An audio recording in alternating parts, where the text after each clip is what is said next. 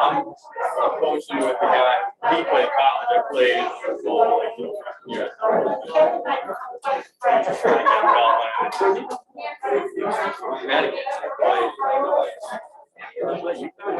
How are you, so Kenny? Oh, nice. Yeah, so it's fun.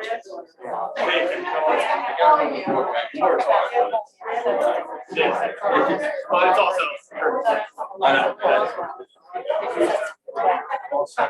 Okay, good. You never see her, but you are to do yours. Yeah, I'm gonna mention that.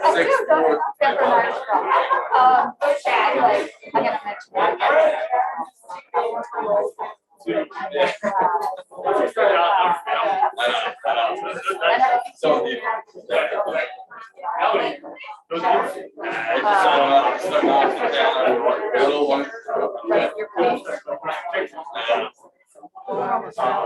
yes.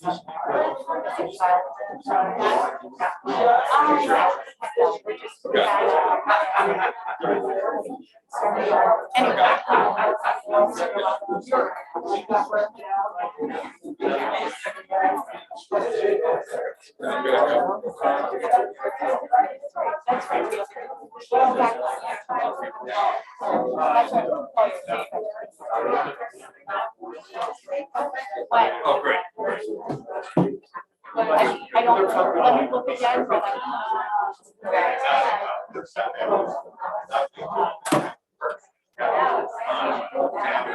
That's all. I want you to be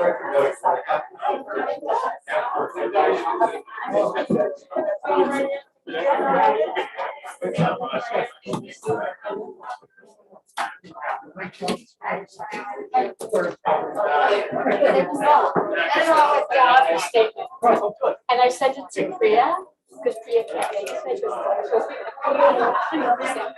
I just want you to know what Marcia is saying. She goes, my sentiments exactly. So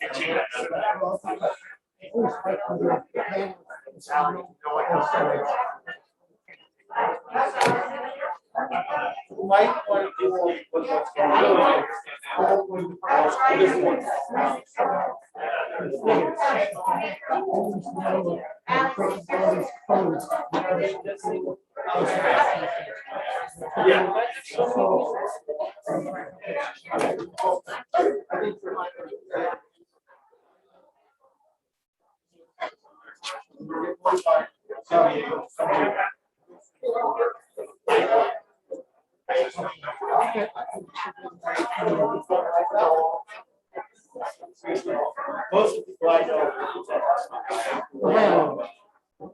Last time I think somebody came out. She did a great job.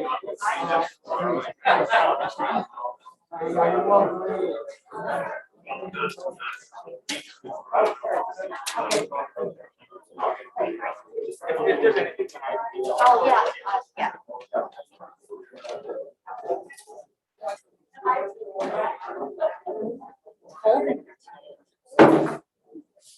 Oh, wait. I'm time. 15 minutes late.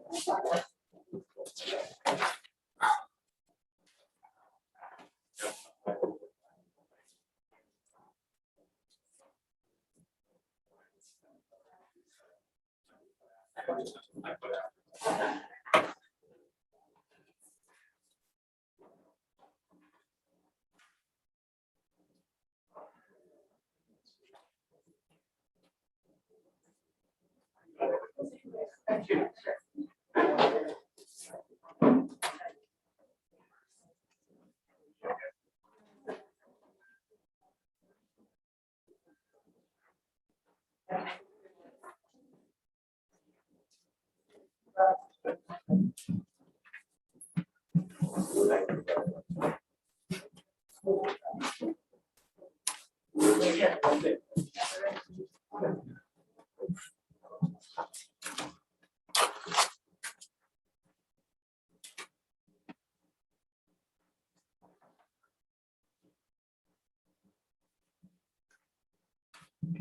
In accordance with Section 5 of the Open Public Meetings Act, be advised that a notice of this meeting was made by posting on the bulletin board in Town Hall and forwarding to the officially designated newspapers that this meeting would take place at Town Hall at 7 p.m.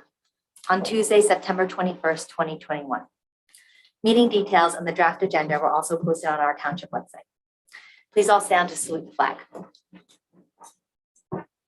I pledge allegiance to the flag of the United States of America and to the republic for which it stands, one nation, under God, indivisible, with liberty and justice for all.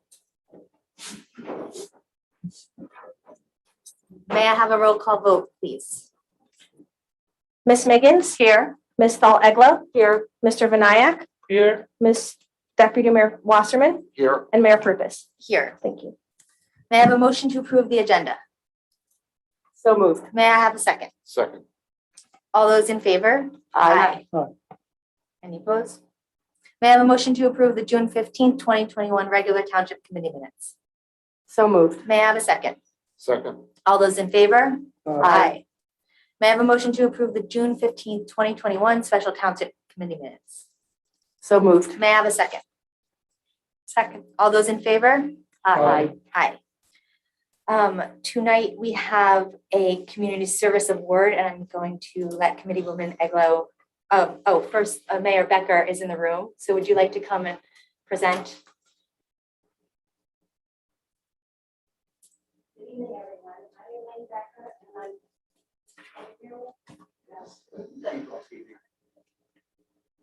all right. I'm chair of the Community Service Award Committee, and I usually like to introduce those who are here. I know a few could not be here. Jackie Benjamin Milburn is here, and I thought Jen Rosenblatt was going to be here, but I'm not sure she is, and he's here. And a couple people who could not be here are Dan Cannon and Laura Janae. So then I also want to acknowledge that Diane Eglo is our liaison to the Township Committee. So we are very pleased and proud tonight to recommend to the Township Committee to present the Community Service Award to the entire Milburn Short Hills Volunteer First Aid Squad and to Steve Roth, or maybe I should say H. Stephen Roth, who is president and has been president for a number of years. They joined 86 township awards over the past 30 years. But this award is given to the most people at one time and who are ages 16 to the 70s. And this will be one inclusive award. Now I will introduce Stephen Roth to come to the front to receive the proclamation, and he will address us here on Zoom streaming. And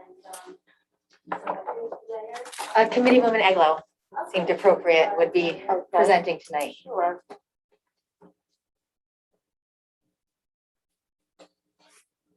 Hello. I see a lot of familiar faces in the room, my old mates here, 15 years, but you have beat me by many years. So, whereas the Millburn Township Committee values the contributions of volunteers and volunteer organizations in the township and recognizes outstanding volunteers who reflect the giving spirit of our community. And whereas in 1958, a small group of volunteers organized the First Aid Squad and obtained a used Cadillac vehicle as an ambulance to respond to anyone in the township who needed to be transported to Overlook Hospital or St. Barnabas Hospital at no cost to the patient. And whereas today the Milburn Church Volunteer First Bus, H Squad, Mishbus, operates with 3 state-of-the-art, fully equipped ambulances, 60 active trained and certified EMTs, and 20 EMTs for students or other leave. So the squad is up called 24/7, 365 days a year to answer 1,500 calls a year. And whereas training and certification classes are held at the First Aid Squad buildings for new members and to keep existing members up to date with their skills and certifications. And whereas Mishposh is an autonomous 501c3 organization funded by private donations, the only exception being diesel fuels the ambulances that are provided by the township. Whereas in 1994, when H. Stephen Roth wanted to give back to the community, he chose to join the Milburn First Aid Squad. It's now his 27th year, having served not only as a member, and in other capacities, including treasurer, vice president, trustee for 25 years, and president for 14 years. First, H. Stephen Roth has led the trustees in the squad in all aspects of management and their mission, including being ready to respond to any unexpected situation that might have needed the squad after midnight of Y2K, responding to all first aid calls during the COVID-19 pandemic, and all squad members were fully prepared in non-contact environments. Now therefore, I, Mayor Tara Krupas of Millburn Township, on behalf of the Township Committee and members of the Millburn Township Committee on this 21st day of September 2021, extend thanks and appreciation for the good deeds and services rendered by the Millburn Trickles Volunteer First Aid Squad, which is President Stephen A. Roth, for giving inspiration to everyone. So thank you.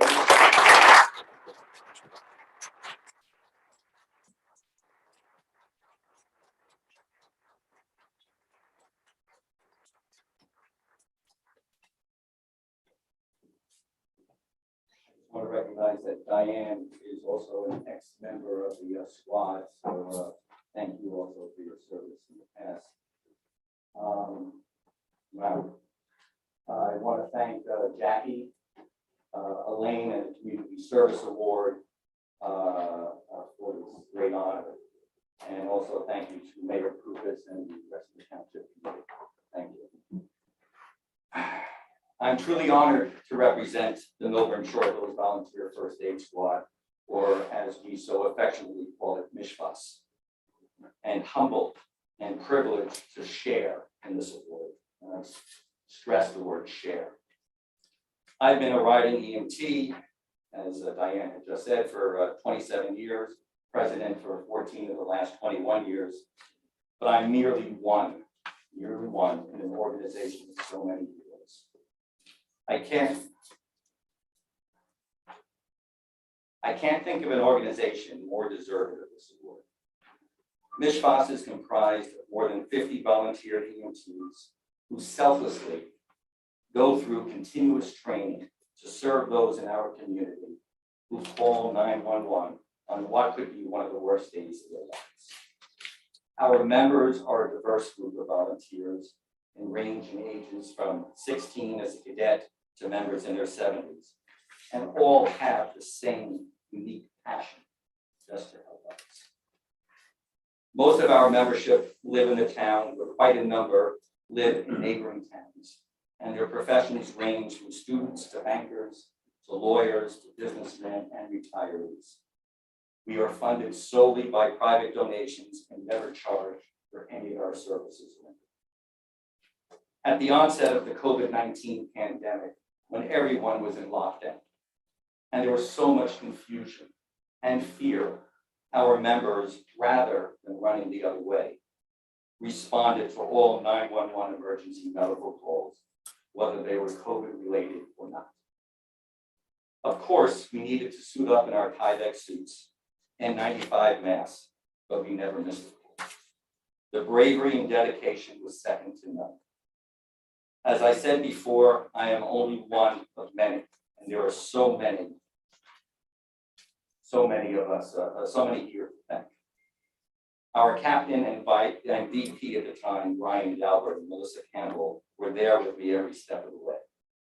In addition, our board of trustees were also riding members, met regularly to make sure we stayed on top of this. I met weekly with our business administrator, Alex McDonald, our chief of fire, Robert Echeverria, chief of police, Brian Gilfetter, and our OEM chief, Chris Beatty. Without the support and expertise of all of these men and agencies, we would not have survived the pandemic. I can't say enough about the support we received from township residents. The financial and moral support that we were given during these terrifying times not only kept us going psychologically, but gave us the funds to buy the PPE we so desperately needed. And lastly, the unsung heroes of this pandemic were the spouses and family members of all of our members. I get emotional. I can't thank my beautiful wife, Nancy.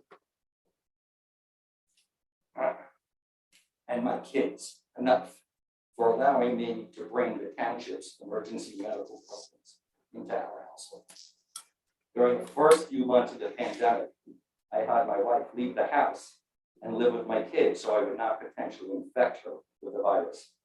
And I know this is true in so many homes of our members, and extend my deepest gratitude to all of the spouses and family members of our school.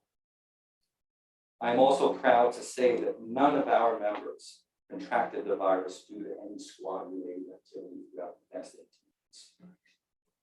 So as I said, it took a village to keep us going. And I only hope the village stays intact forever. My hat is off to all our volunteer EMTs, and so many of them are sitting back here, and I'm so proud to be here representing you. And I'm just blessed to be your leader of such a selfless and compassionate group of people. And if I can just add a little plug for Mishvas, as long as this is being streamed as well, we're always looking for members, and I ask that you please look at our website or contact me for more info. Thank you all.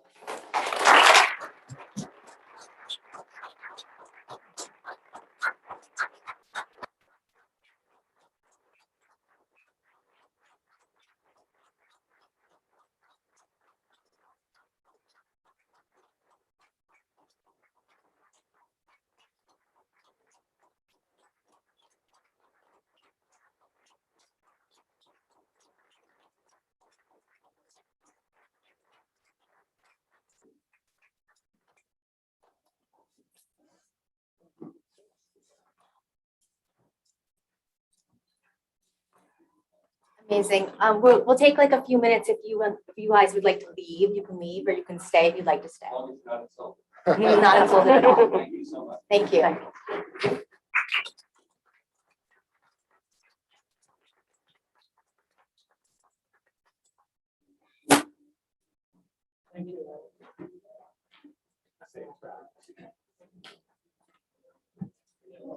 Is anybody in the room here from the Ed Foundation? Nobody?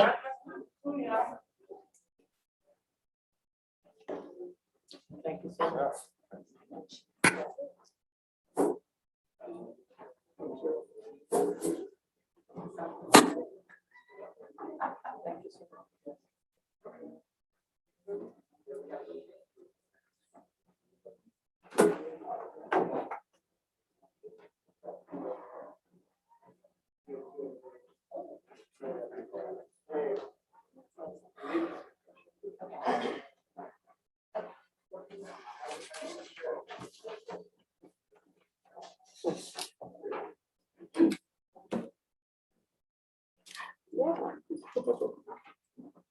We are moving on to reports. Committee Woman Eglo, do you have any reports for tonight?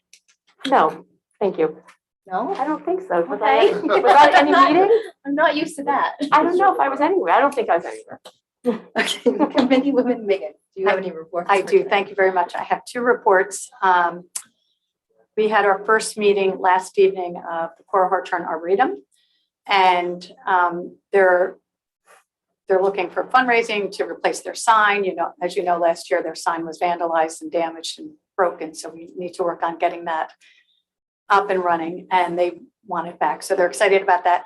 And also for everyone to know, there's a deer wasting disease going on right now. So there are people that are experiencing, the arboretamists as well, dead deer in their backyards, in their homes. There's some type, it had something to do maybe with Ida, the storm, water. So just be mindful of that. There is a deer wasting disease, and they wanted to make sure that we're all mindful of it and knew about it. I guess we've been hearing about it, haven't we, through animal control as well? Yes, we have. Okay. And then the library. So I think this is really important. Last evening, the library board chose someone to do the renovation. They picked their bids last night. So they do have a sign up, but everyone needs to be aware that the library will be closing their spot at 200 Glen Avenue and moving into the Annie Says building. And they'll be in the Annie Says building from approximately October 10th through January, at least 4 months, the owners of the Annie Says building were agreed to do that for us. They're renting out the space to them for a nominal amount of money. And so they're moving a lot of their things over there. It's just going to take some time, right? So they're starting the end of September, moving out of the library and then moving into the Annie Says building. So that's where the library will be starting approximately October 10th, October 11th. Of note though, on election day, because this is really important, everybody knows the library is closing, but on election day, if you vote at the library, that is where you will be voting. You won't be voting at Annie Says. So if you're in districts 2, 6, or 12, and you normally vote at the library, that's where you'll be voting. So just so everyone's aware of that. And I'll continue to talk about it because if we're so used to seeing the libraries closing, we're going to probably automatically think to go to Annie Says. But note that voting will take place at the library for that one day. Thank you. Thank you. Deputy Mayor Yeah, Wasserman? yeah, thank you, Mayor. I just wanted to thank Explore Milburn and Steve Grillo again for continuously helping our businesses in their time of need. If you've seen Millburn Avenue, it's kind of a hard site. You know, there's so many businesses that are trying to rebuild and regain their footing. Many of our businesses have relocated to other places just to keep their business going. So I really appreciate all the work the board has done and Steve has done, and it's been really great to see that. Explore Milburn is currently evaluating 60 applications for grants due to damage from the flood. As generous as our community is, there's $136,000 that was raised specifically, from the residents. And we're currently, Explore Milburn is currently evaluating those applications. And I understand that within the next week, that initial $136,000 will be distributed to those applicants. So I'm happy to report that Explore Milburn is mobilized and they're on the ground, and the money will be going out in short order. Great, thank you. Committeeman Benyaya. Thank you, Mayor. Good to see town is coming back on its feet after this flooding issue. I'm liaison to Rec Commission, and in there, the hot topic these days is a cricket pitch. Cricket is newfound love in the community, and there were 4 practice or some kind of foam was given to the students or the kids, and they were all sold out. So there has been a lot of emails that floated through a couple of weeks ago on asking for a cricket pitch.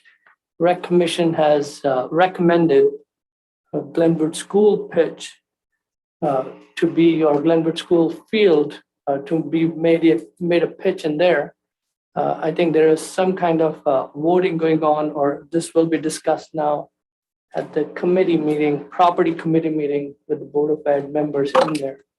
So if that gets approved there, then Glenwood School will have a cricket pitch.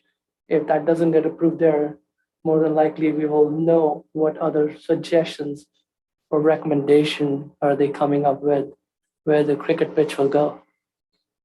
Thank you. Great, thank you. Mr. Falcon. Yes, Mayor. I've reported. I'd like to refer to my notes, if I may, Please. in the course of giving it. I want to report that a case management conference was held last Friday by Judge Gardner. Ed Buzak, the township's Special Affordable Housing Council, reported on the submittal of the settlement agreement to the court and the activities which have been undertaken since then to implement its provisions. Counsel for the developers and Fair Share Housing Center concurred with Mr. Buzak's report and joined in the request for the establishment of a fairness hearing. Judge Gardner established the date and time for the fairness hearing as December 15, 2021 at 1:30 p.m. Mr. Buzak will prepare an order for submittal to the court and will prepare the notice for the fairness hearing and arrange for its publication. At the commencement of the case management conference, I noticed that Mr. Feld was in attendance on the Zoom and sought a clarification from the court as to that.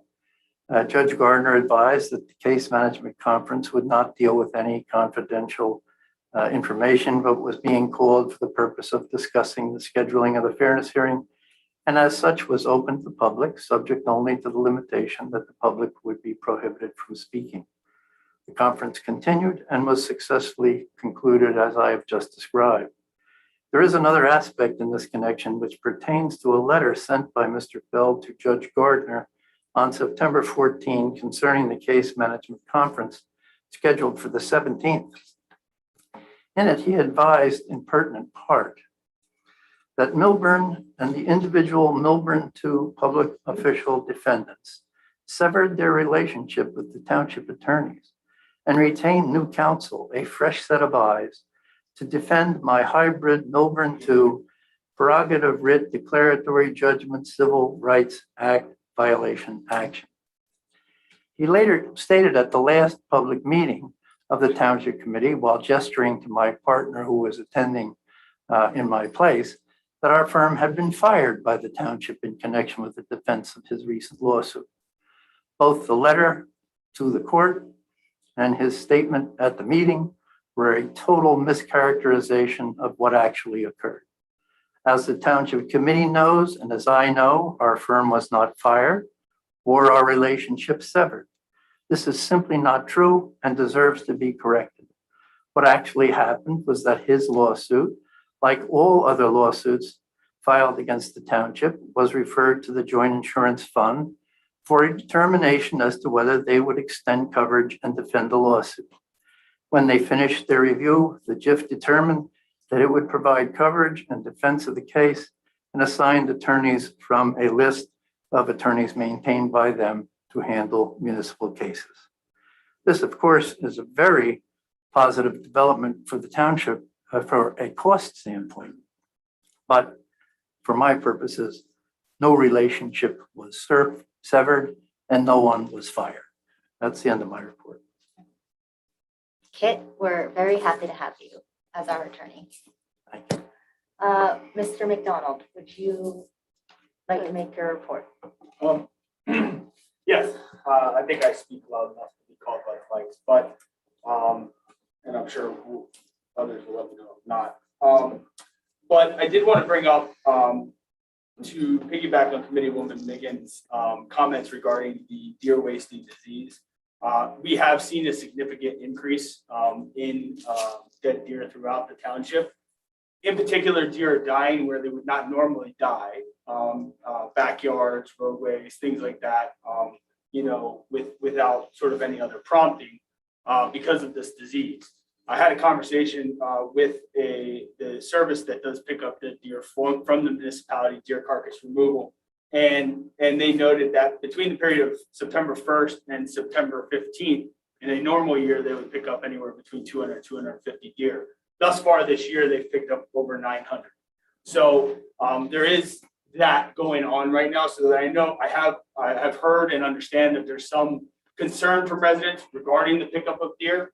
And we just want to be clear that it is a little bit of an issue in getting these services to be able to pick that up.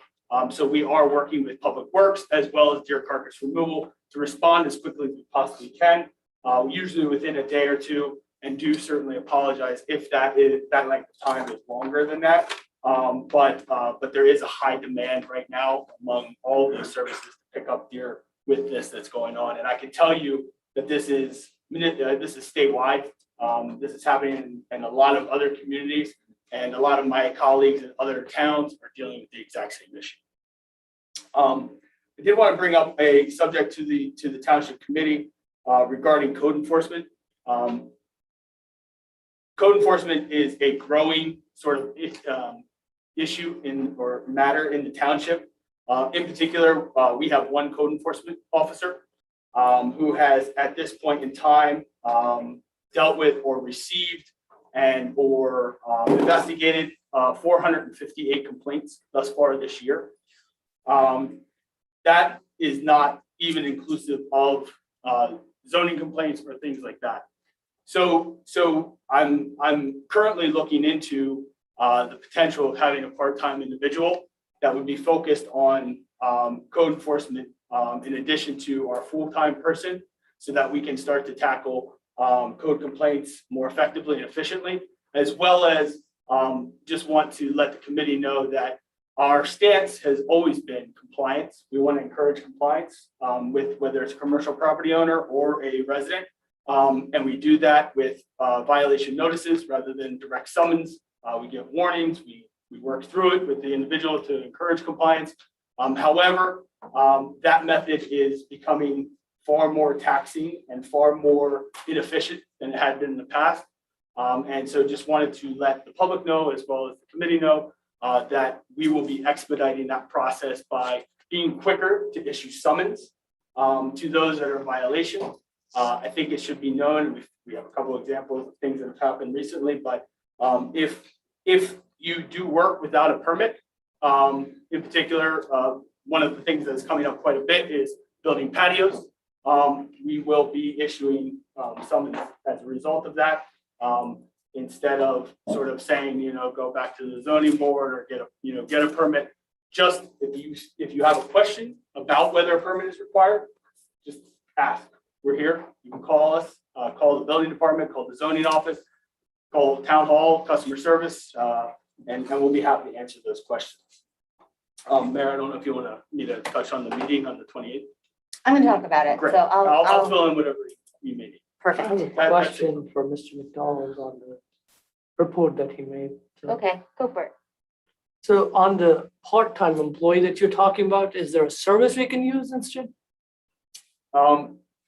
Code enforcement is fairly specific to the municipality in that our codes are different than any other codes. When it comes to what we consider property maintenance, what our zoning codes are, and things like that. So it's more difficult to have sort of a service or a managed service that would be able to accomplish that.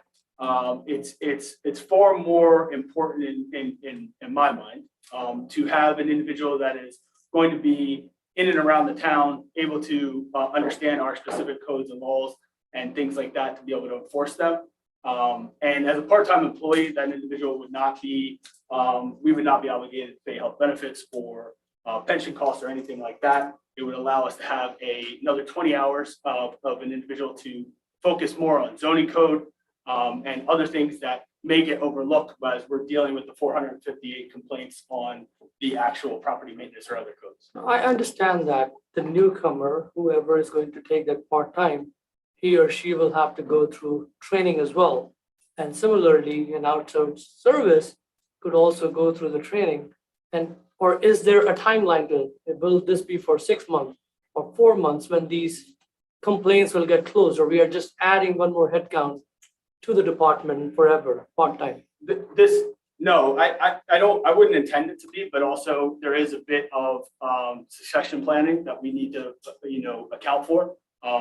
It's not to say that our code enforcement officer is going to be here forever. And we need to make sure that we're prepared for that, and that somebody that will have experience dealing with the public, dealing with those issues, can quickly fold into, potentially, if they're the right person for the job, fold into the full-time position. And it's not necessarily a commitment to add a head count or half a body for the rest of any time. It's just a matter of making sure that we are adequately covered and that we have a succession plan if we need it. Okay. I would just like to add my support of that, Mr. McDonald. I think it's very important that we get somebody else here to help pick up the slack.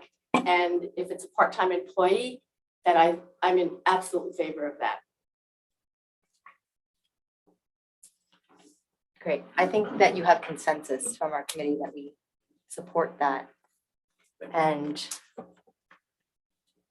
so just this kind of like a notice to the community that no more, we won't be doing warnings anymore, that code enforcement will be coming along with penalties and. Yeah, I mean, again, we still will work toward compliance, but again, what we would do in the past is we'd say, all right, you have a notice of violation, you have 10 days to cure it. If you don't do it within those 10 days, the person can say, well, I'm almost there, I'm talking to somebody, and then it'll be another 10 days or 20 days. And then things tend to drag out because we're looking to work with the commercial property owners and residents to get it accomplished, to get compliance. There's a degree of that that still needs to happen. It should happen. Obviously, we're here to work with our residents. We don't want to be overly punitive. However, we can't continue to drag things out where these code complaints then start to stack. And so we're dealing with following up on that other violation that has 20 days out, and we got a new 1 or 2 that came up. So we need to be more efficient about getting things to a close. And so it'll be quicker. Great. Success. Okay.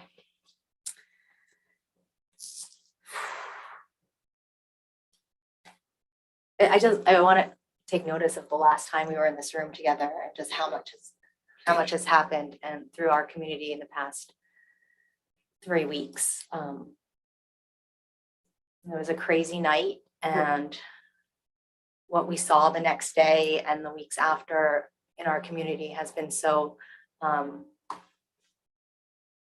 just in awe of our community and how much everyone has come together. So I know I said it many times on the messages that went out, but just thank you. Thank you, Milburn, for coming together and working together and really focusing on bringing relief and recovery to our township. And I do have a lot to report on tonight, so bear with me. Tour de Milburn, which we postponed, has been rescheduled to October 17th.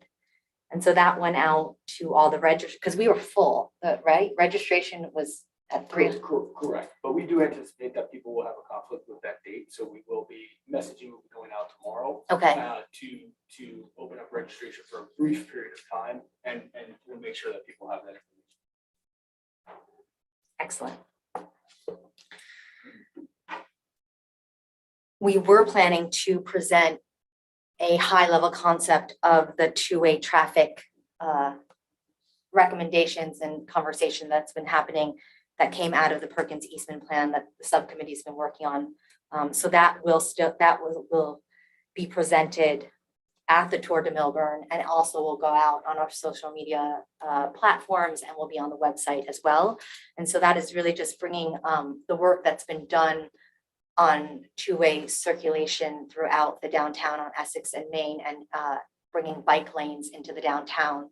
That will start the conversation where people will be able to give input to it. And it's just the beginning of a concept, which will then come back to the township committee to see if there's further support to keep spending our time and money into that, developing that plan. So that is underway.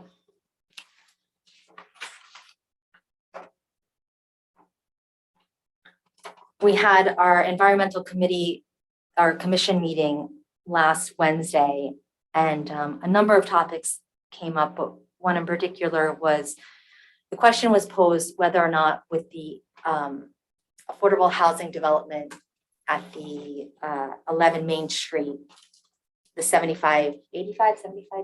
75. Thank you, 75 units, whether there would be, would be able to make that a green building. And I now sit, so Deputy Mayor, I don't know if we made this official, Alex. I don't know if this was supposed to be a resolution with Deputy Mayor stepping off and me stepping on.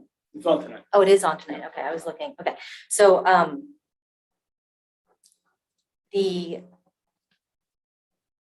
question of whether or not that can be a green building and to what extent our affordable housing development can be green, we just want to make sure there's a minimum that most developers now and the affordable housing developers will provide, and that we just need to, as we move through that process, just to make sure that we're not expending additional funds and increasing Milburn subsidy in return for a greener building. So that's a conversation that is happening, and I just wanted to bring it out into the public to let people know that we are aware, and the EC has brought it to our attention, and there is one member who's on the EC and also on that 11 Main Street, which is what we are now calling it, that subcommittee as well.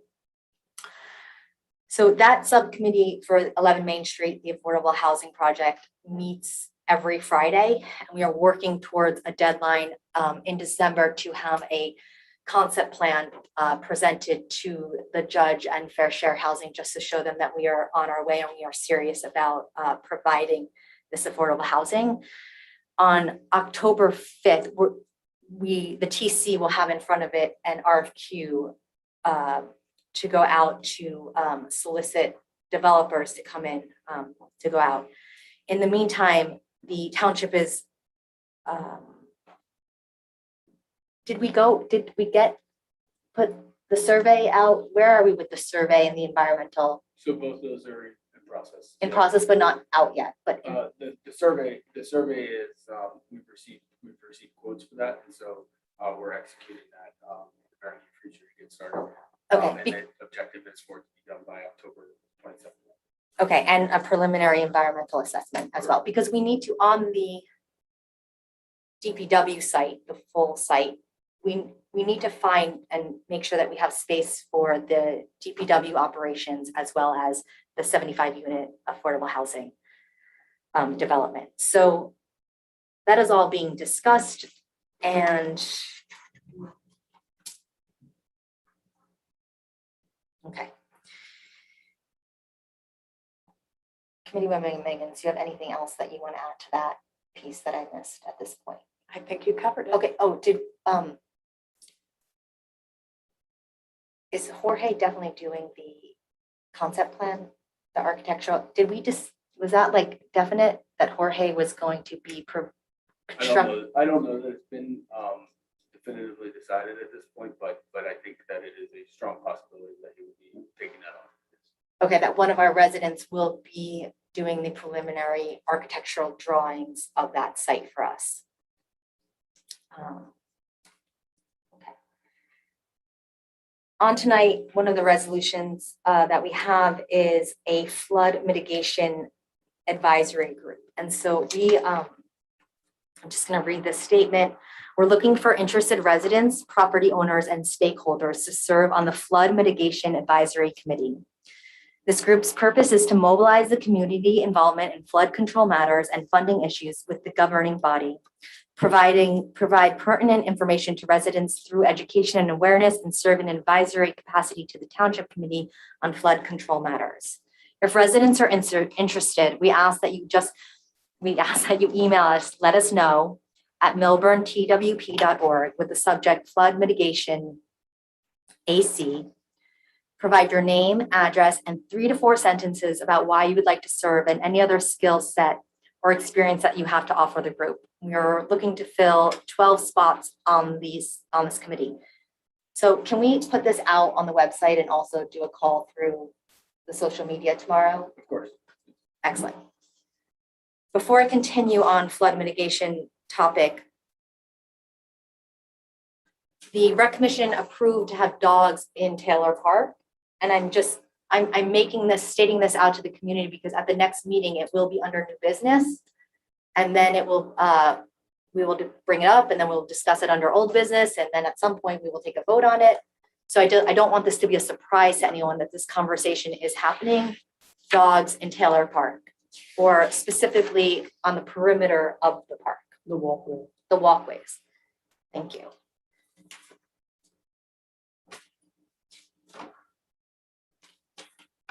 And then to flood, kind of an update on flood mitigation. So I live on Willow Street and experienced flooding in my basement. It was pretty bad down on Willow Street as it was in other areas in South Mountain. I received, a letter from somebody that's trying to help but with inaccurate information. And I think it's important that accurate information is put out to this community. So I'm just going to take the opportunity to do that. This resident was suggesting a letter to be written, but it was completely false. And there was not accurate information. It was referenced an alternative 4A, which is not the plan that has been denied and has been rejected. It is no longer the plan that is on the table in terms of addressing flood mitigation in the Rahway River. So I spoke to John Moyle, who is the New Jersey Department of Environmental Protection, the Director of Dam Safety and Flood Engineering. Murphy was in town, did a press conference here after the storm. So he was here. And I just the update is that right now, he is awaiting a letter of support from the commissioner, Lord Latourette. This letter will get the conversation with the Army Corps of Engineers started to implement a study so that they can study the Rahway River Basin. The problem is that, and this has been going on for 10 years. So this has been a very long conversation in our community. And there are people that have been part of this conversation that can speak to it much better and well-versed than I can.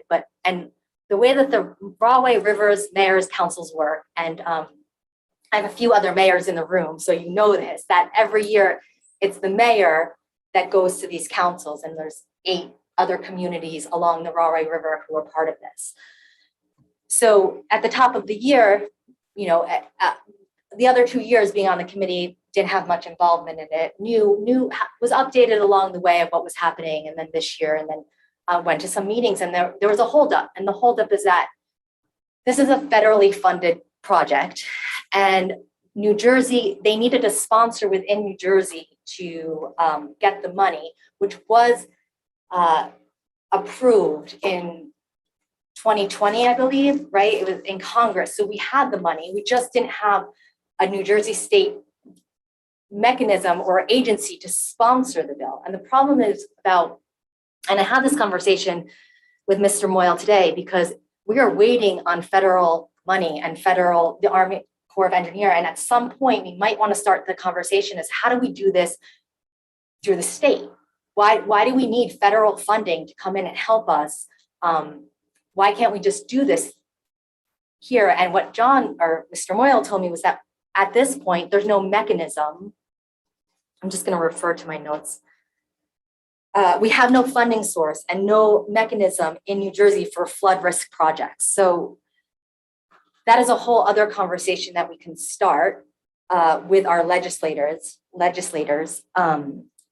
But it looks like we are going to get support from the commissioner, which will then start the conversation with the Army Corps of Engineers.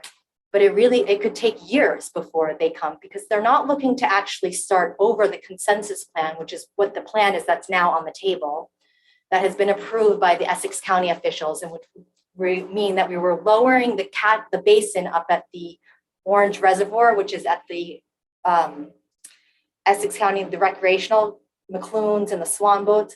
We would lower that 10 days prior to a flood.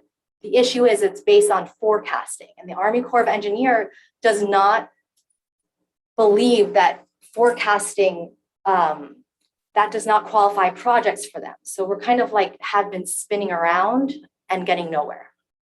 So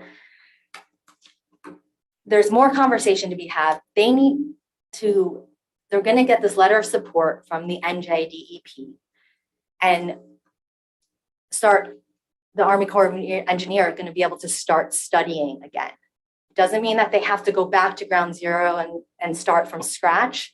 But I don't know that they're going to come in and say that the consensus plan that all the mayors and all the affected communities, I don't know if they are going to say that plan's going to work.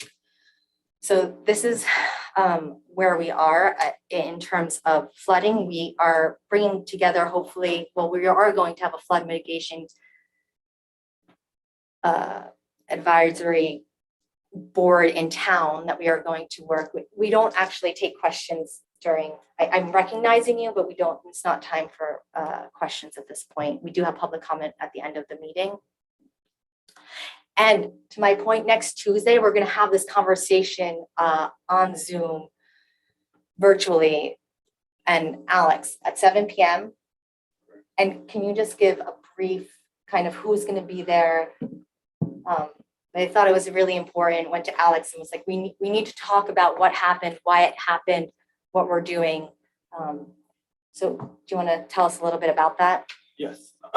So on September 28th, 7 p.m. via Zoom, we will have a flood mitigation or flood discussion post IDA, and that will consist of myself, our township engineer,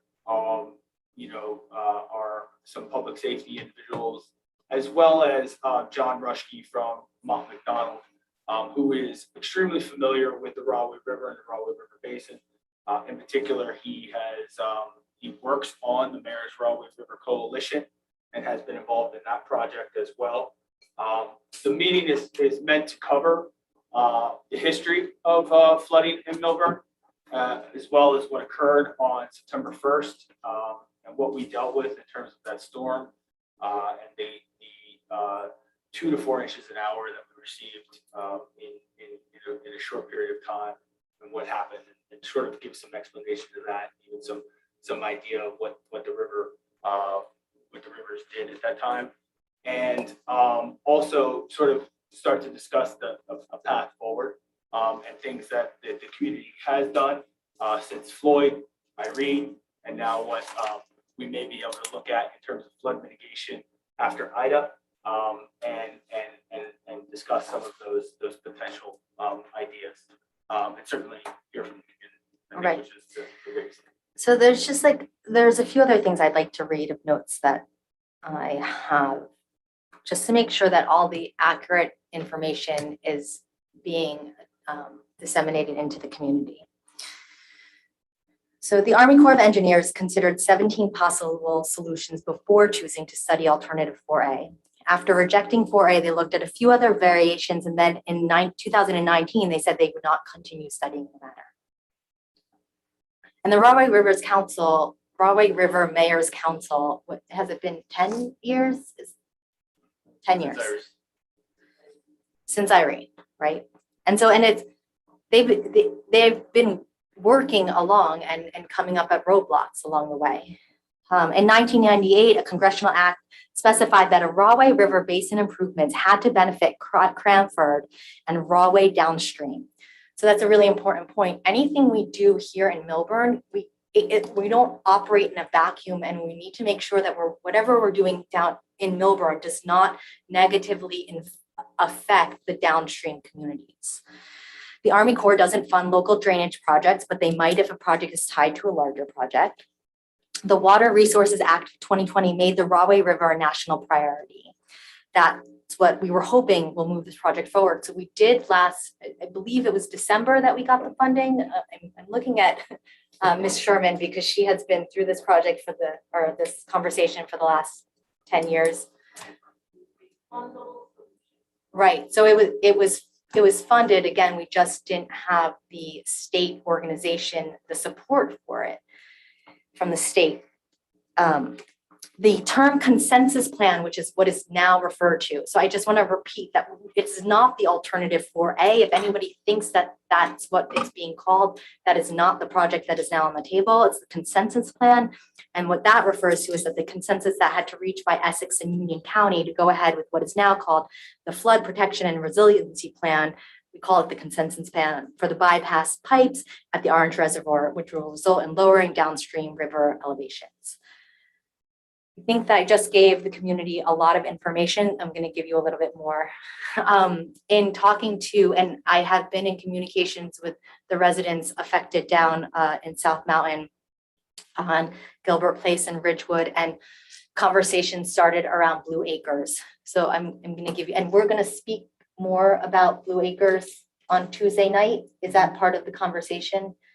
Okay, so Blue Acres is, I'm almost feeling like we need to move on with the township committee, and this will be addressed on Tuesday night. If anybody does have questions though, I mean, and that they want answered on Tuesday night prior, please email. Also let us know at milburntwp.org, or you can email me directly at tprubus@milburntwp.org. And so we are looking into Blue Acres and have that conversation started with our residents. And we are also looking into how some houses can, through FEMA, be raised to prevent flooding in people's homes.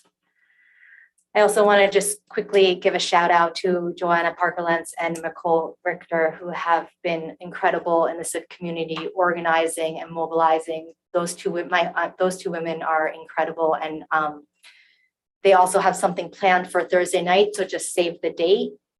Paper mill, thank you. More information is going to be coming, but today's Tuesday, so Thursday we're all going to be hopefully gathered together for some more relief and recovery. And just a huge shout out to Nicole and Joanna. Thank you so much for all the work that you're doing and all the other volunteers as well. I mean, they are spearheading it and just like, as I said, so much of the community came out. It's really beautiful to witness.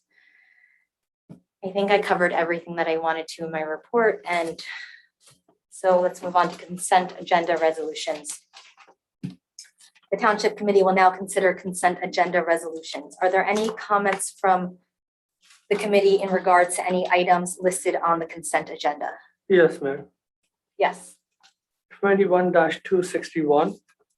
I had a conversation internally before. I just want to make sure that we are looking into JFK Parkway cell tower that will host all different services. AT&T, T-Mobile, Verizon, whoever takes it has to give it to the other company as well.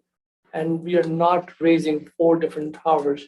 And there has to be something in there that if Verizon takes it, they cannot refuse to AT&T and T-Mobile. If AT&T takes it, the company shouldn't be refusing, and working within means to renting them out so we can have All the services from all. Right. And that is, Mr. McDonald, that is in the proposal, in the stipulations of the. So I did, after my conversation with Committeeman Nayak, did look at the bid specifications. There are some things that need to be changed, in particular about the pricing for those rentals, those other rentals on the pole. But it is the intent of that bid spec that other services will be able to occupy the pole, and that certainly that if the municipality wants to occupy that pole with its emergency service communications, we can do so. So, but I did look into that, and there is an adjustment that needs to be done. Thank you. So does that mean that we have to pull that, or can we keep No, that on you're here? just authorizing to go out the bid. We'll make sure that the bid is correct in terms of how the committee would like to see it. I just wanted to make sure it is entered in there where they may not stop the other company, but they may be renting at a ridiculous price to them that it doesn't make sense to the other company. We want to make it to work for us, for our residents, Of course, and not just for those companies to make profit. So of course, of course. All right, great. Are there any other comments on the consent agenda items? May I have a motion to approve resolution 21-256 through resolution 21-261 and resolution 21-267, which are listed on the consent agenda? May I have a second? Second. Roll call vote, please. Ms. Miggins? Yes. Ms. Paul Eglo? Yes. Mr. Vinayak? yes, Deputy Mayor Wasserman? Yes. Mayor Purpose? Yes. Thank you. Resolution 21-262 provide for the appointment of individuals to the Flood Mitigation Advisory Committee and to establish the duties of the committee. So we wanted to get the resolution on, and we are going to fill the committee in the next couple of weeks. Are there any comments from the committee in regards to resolution 21-262? May I have a motion to approve resolution 21-262? May I have a second? Second. Thank you. Roll call vote, please. Ms. Miggins?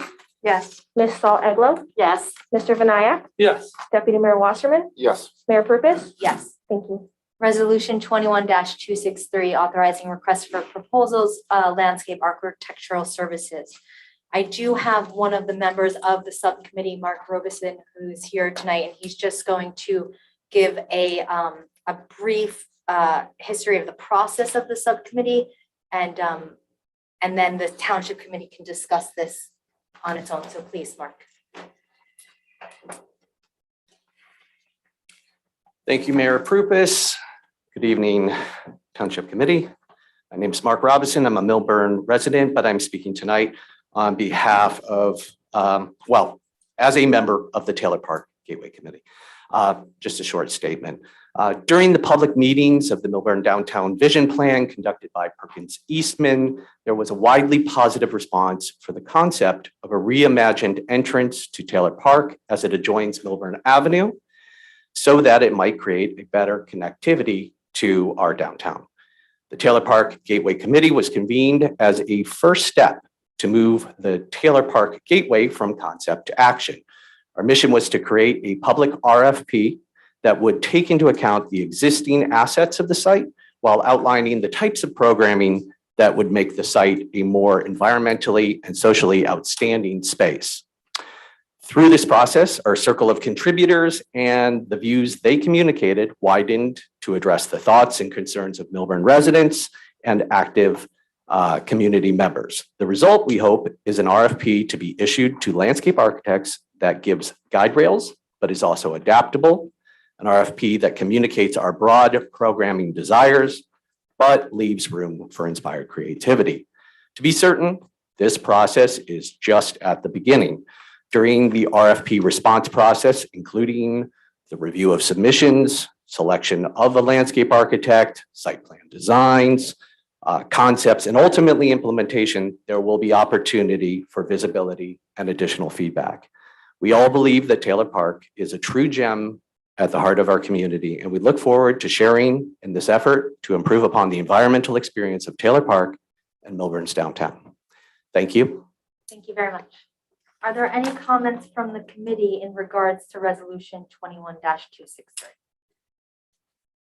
May I have a motion to approve did you want to make a comment? Well, I just want to thank Mark for speaking. A couple of other members weren't available, and I think you have summarized perfectly well the process and what we're looking to achieve there. And as you said, it's the beginning of this process. It's going to be open and creative, and I, for one, have been talking about this for years with Alex and certain people in town hall. I'm very excited to see this move forward, so thank you. Yeah, I'd also like to make a short statement. During this process, we do have a garden club that is very active, and they're wonderful volunteers of the township. They do wonderful work for the township. They give their time and money to the township, which I think we all appreciate. During this process, there were many concerns raised about how that may impact, our historic rose garden. And I've been I've tried to come into the process as to make sure that we have a good understanding as we go forward.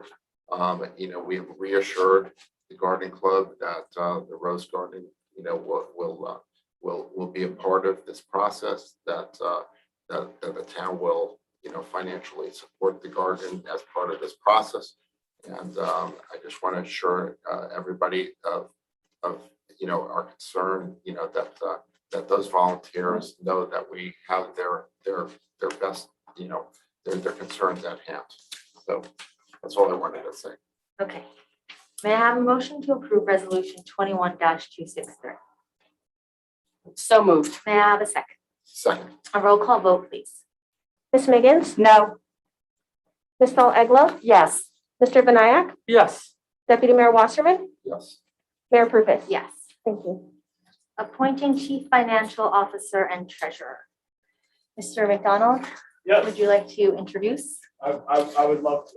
I'm very happy to do this. I'd like to introduce the Township Committee and public to Matt Laracy, who is up for appointment as the Township's Chief Financial Officer.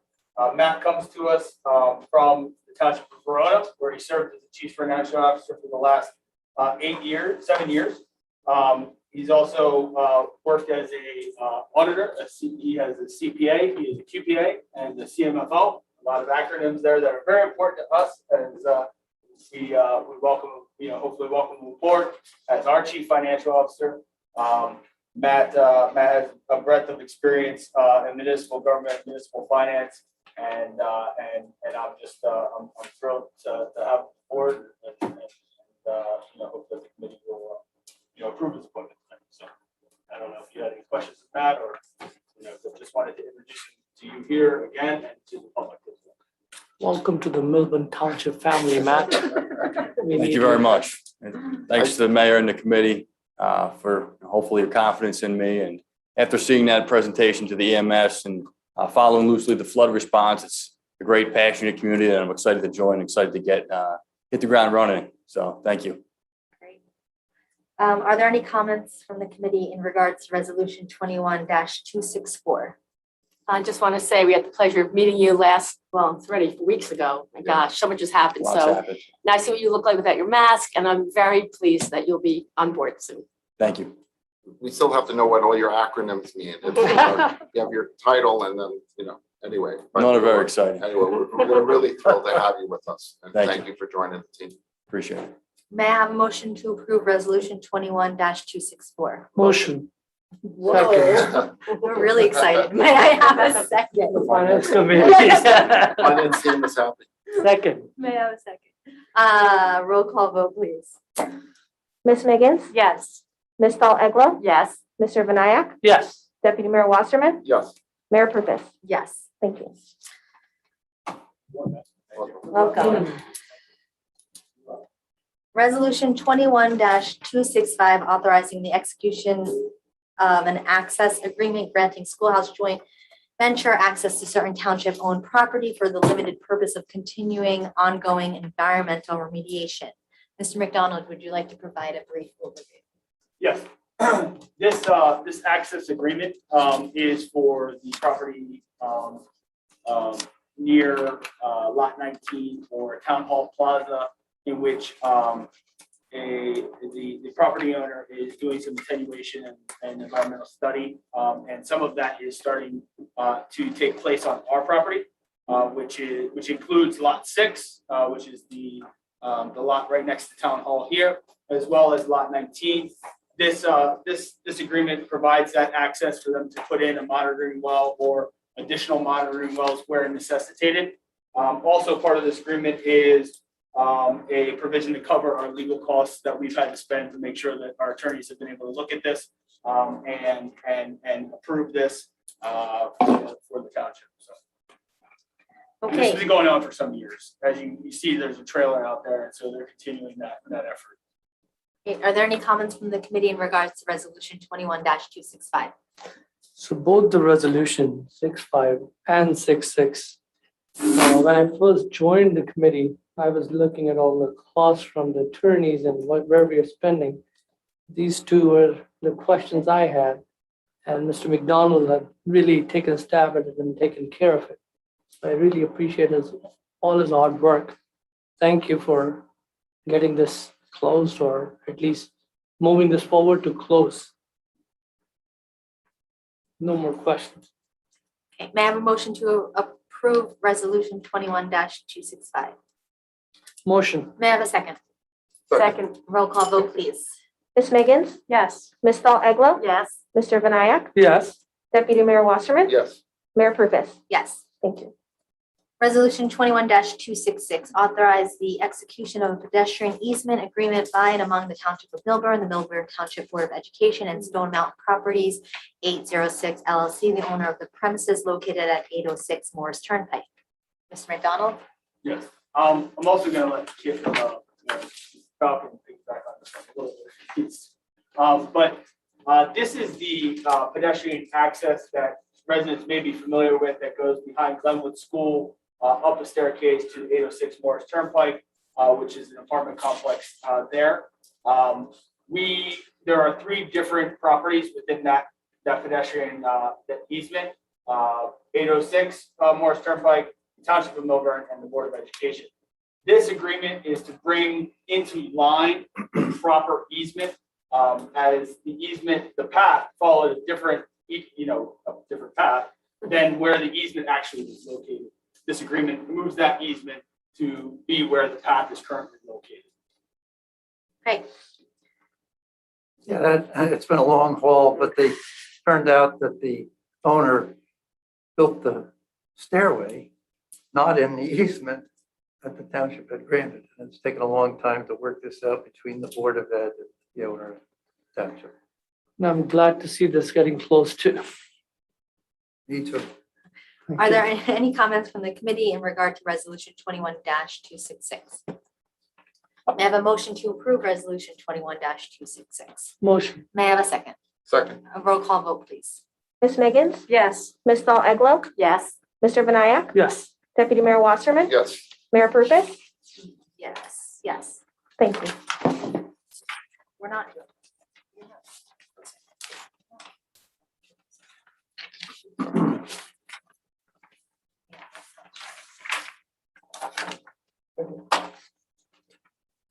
Oh, no, this is right, you're right. All right, Deputy Mayor Wasserman, this is not. Deputy Mayor Wasserman is scheduled to sponsor ordinance 2588-21. Thank you, Mayor. I'd like to present an ordinance entitled ordinance number 2588-21, an ordinance to amend the revised general ordinances of the Township of Millburn, Chapter 2, Township Officers, subsection 2-12, entitled Qualified Purchasing Agent. Mr. McDonald, would you like to offer a quick This explanation? ordinance is to create the position of qualified purchasing agent for the township of Milburn in accordance with the statute. Each municipality has the opportunity to create this position and appoint an individual to that position that will later assist in bid thresholds and contracting. And so the township is creating that position for that purpose. And as I had stated before, Mr. Larissy, who is coming on board, has that acronym behind his name. So we need to make sure we get things set up for that.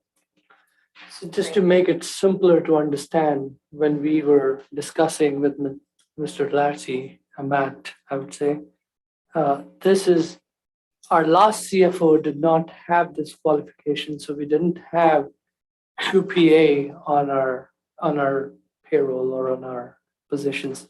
Now, since Matt is joining us as a CFO, he also has the degree of QPA. We want to use that within our township. So wherever the bid was going out for certain amount, which again, don't quote me on this, but if that is $17,000, now it will take that above and save township the cost. I think it'll go up to about $45,000. So again, I could be off a little bit on the dollar amount, but it will save township overall when it goes out to the bidding process. We're still going to go out to the bidding process, but it will save the process overall, end up saving money to the township. And thank you, Mr. Larcy, for being a qualified purchase agent. Yeah, one of the acronyms, one of the many acronyms. Yeah, and that will also make things a lot more efficient, I think. Okay, I move that this ordinance be taken up and passed on first reading, and that the township clerk be authorized to have the ordinance published in accordance with the law in the item and for hearing and final passage on Tuesday, October 19th, 2021. May I have a second? Second, A roll call vote, please. Ms. Miggins, Yes. Ms. Paul Eglo, Yes. Mr. Vinayak, yes. Deputy Mayor Wasserman, Yes. Mayor Prupus. Yes. Thank you. I present for consideration ordinance entitled ordinance number 2584-21, ordinance amending and supplementing chapter 7 traffic section 7-20 stop intersections of the revised general ordinances of the township of Milburn. The proposed amendment to the traffic ordinances to authorize the installation of all-way stop signs at the intersection of Cypress Street and Glen Avenue and Cypress Street and Myrtle Avenue. These all-way stops have been recommended by the Township of Milburn Traffic Bureau, Engineering Department, and Pedestrian Safety Advisory Board due to their close proximity to the Wyoming School and to further control traffic in the area. Tonight is set time for the public hearing and final passage as advertised in accordance with the law. I declare this hearing open. Is there anybody that would like to make a comment? I declare the hearing closed. I move that the public hearing be closed and the ordinance be adopted on final reading, and that the township clerk be directed to publish the ordinance by title as passed on final reading in accordance with the law. May I have a second? Second. And roll call vote, please. Ms. Miggins, Yes. Ms. Paul Eglo, Yes. Mr. Vinayak, Yes. Deputy Mayor Wasserman, Yes. Mayor Prupus. Yes. Tonight, under old business, we are going to talk about the new draft noise ordinance. Deputy Mayor Wasserman. Yes, thank you so much, Mayor. Just a little background on this, and I wonder do we have PB also on the Zoom? Yes. Okay, terrific. We just may want to open up her channel. So this ordinance is the model noise ordinance recommended by New Jersey DEP. There's 104 other municipalities in the state of New Jersey that have already adopted this. And I guess the main thing with this ordinance is that it would modernize our approach to noise enforcement so that our enforcement officials would receive, training from Rutgers, Rutgers University. They would have training. They would also have special decibel readers.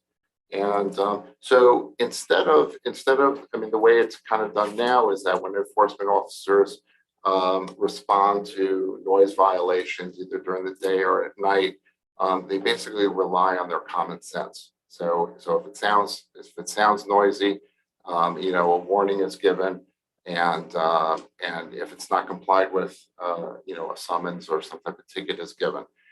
This would basically make it a little more scientific.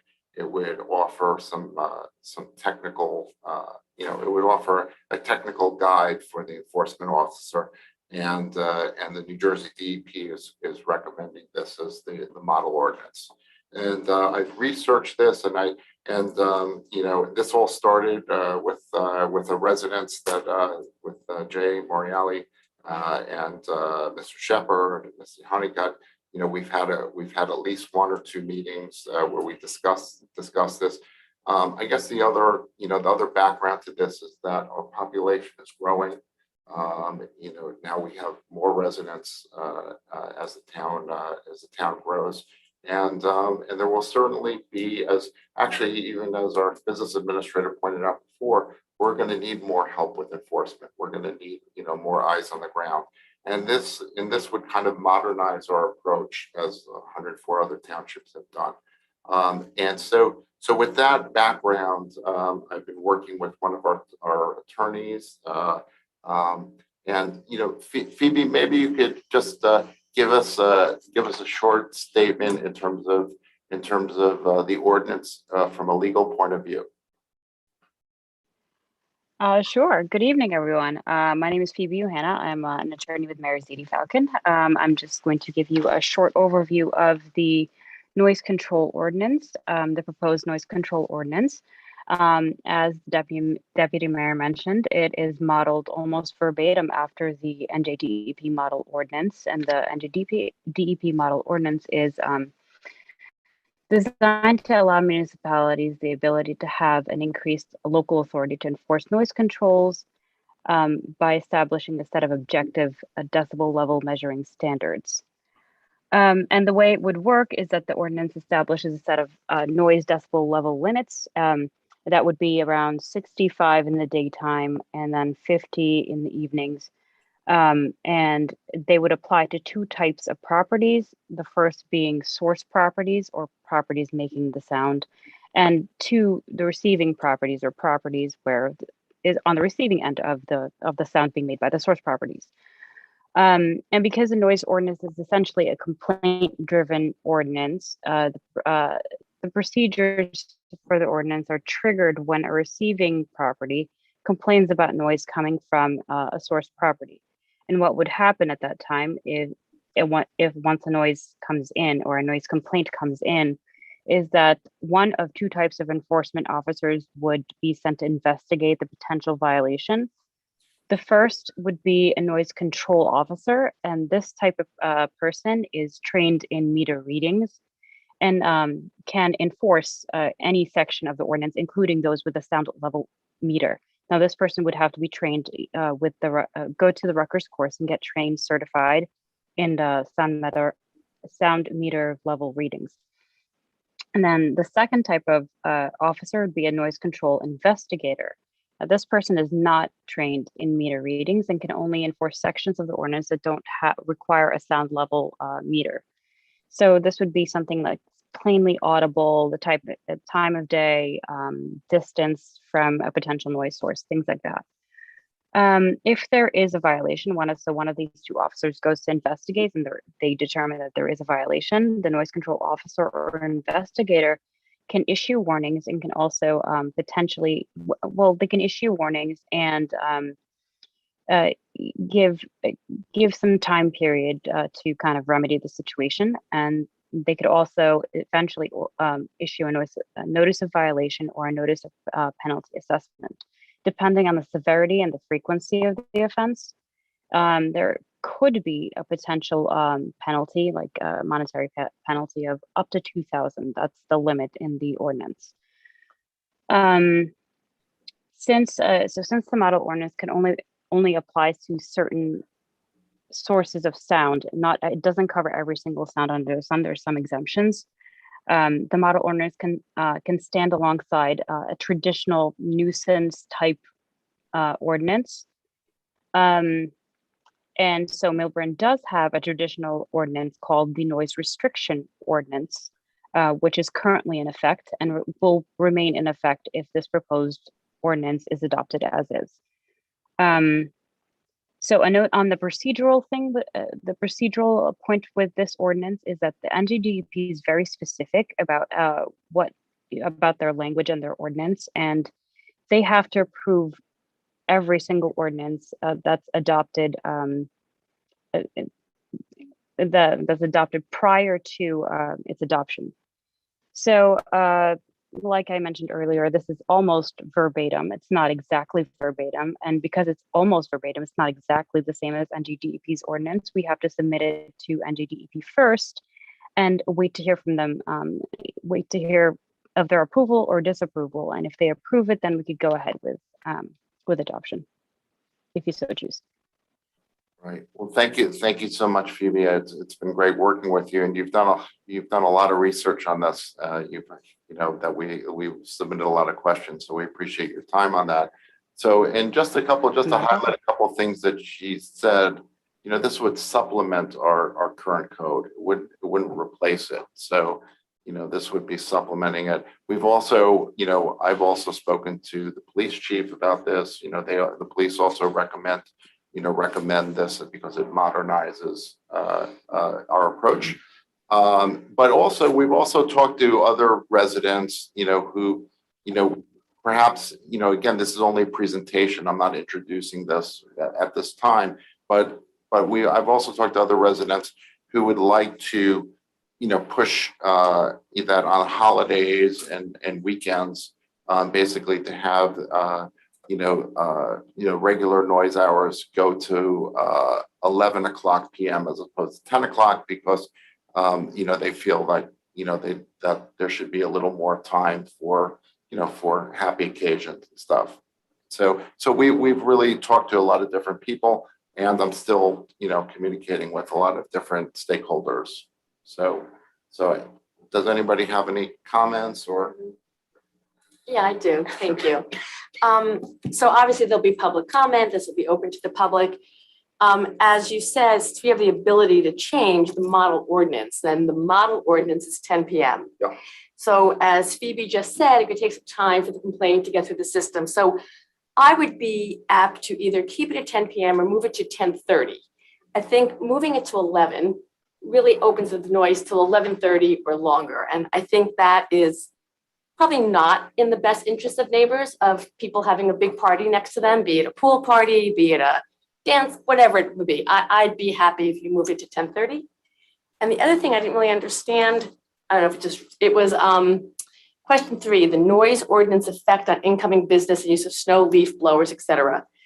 That sentence is just kind of muddled to me. I don't understand. So if there's a snowstorm and a private snowplow comes and they back up, it beeps and it's noisy. Like, how does this affect private snow removals, contractors? I really honestly didn't really understand this sentence that much, Phoebe.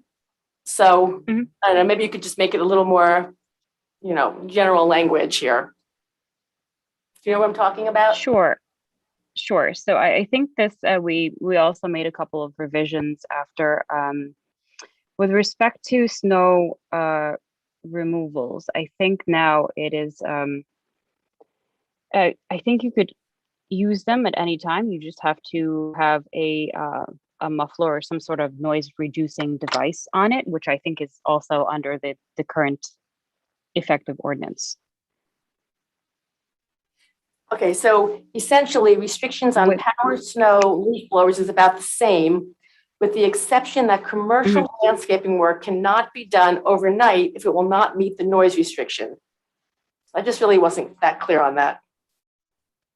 Can they work at night? Okay, So does that mean if there's a snowstorm okay, commercial, and we're trying to get our snow plows out and there's a snowstorm and they're 6 feet, they can't plow overnight because they're making noises? Yes. Well, let me be.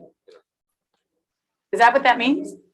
That's with snow, I think snow might be out of this one a little bit, but I in terms of, I think it's more towards the,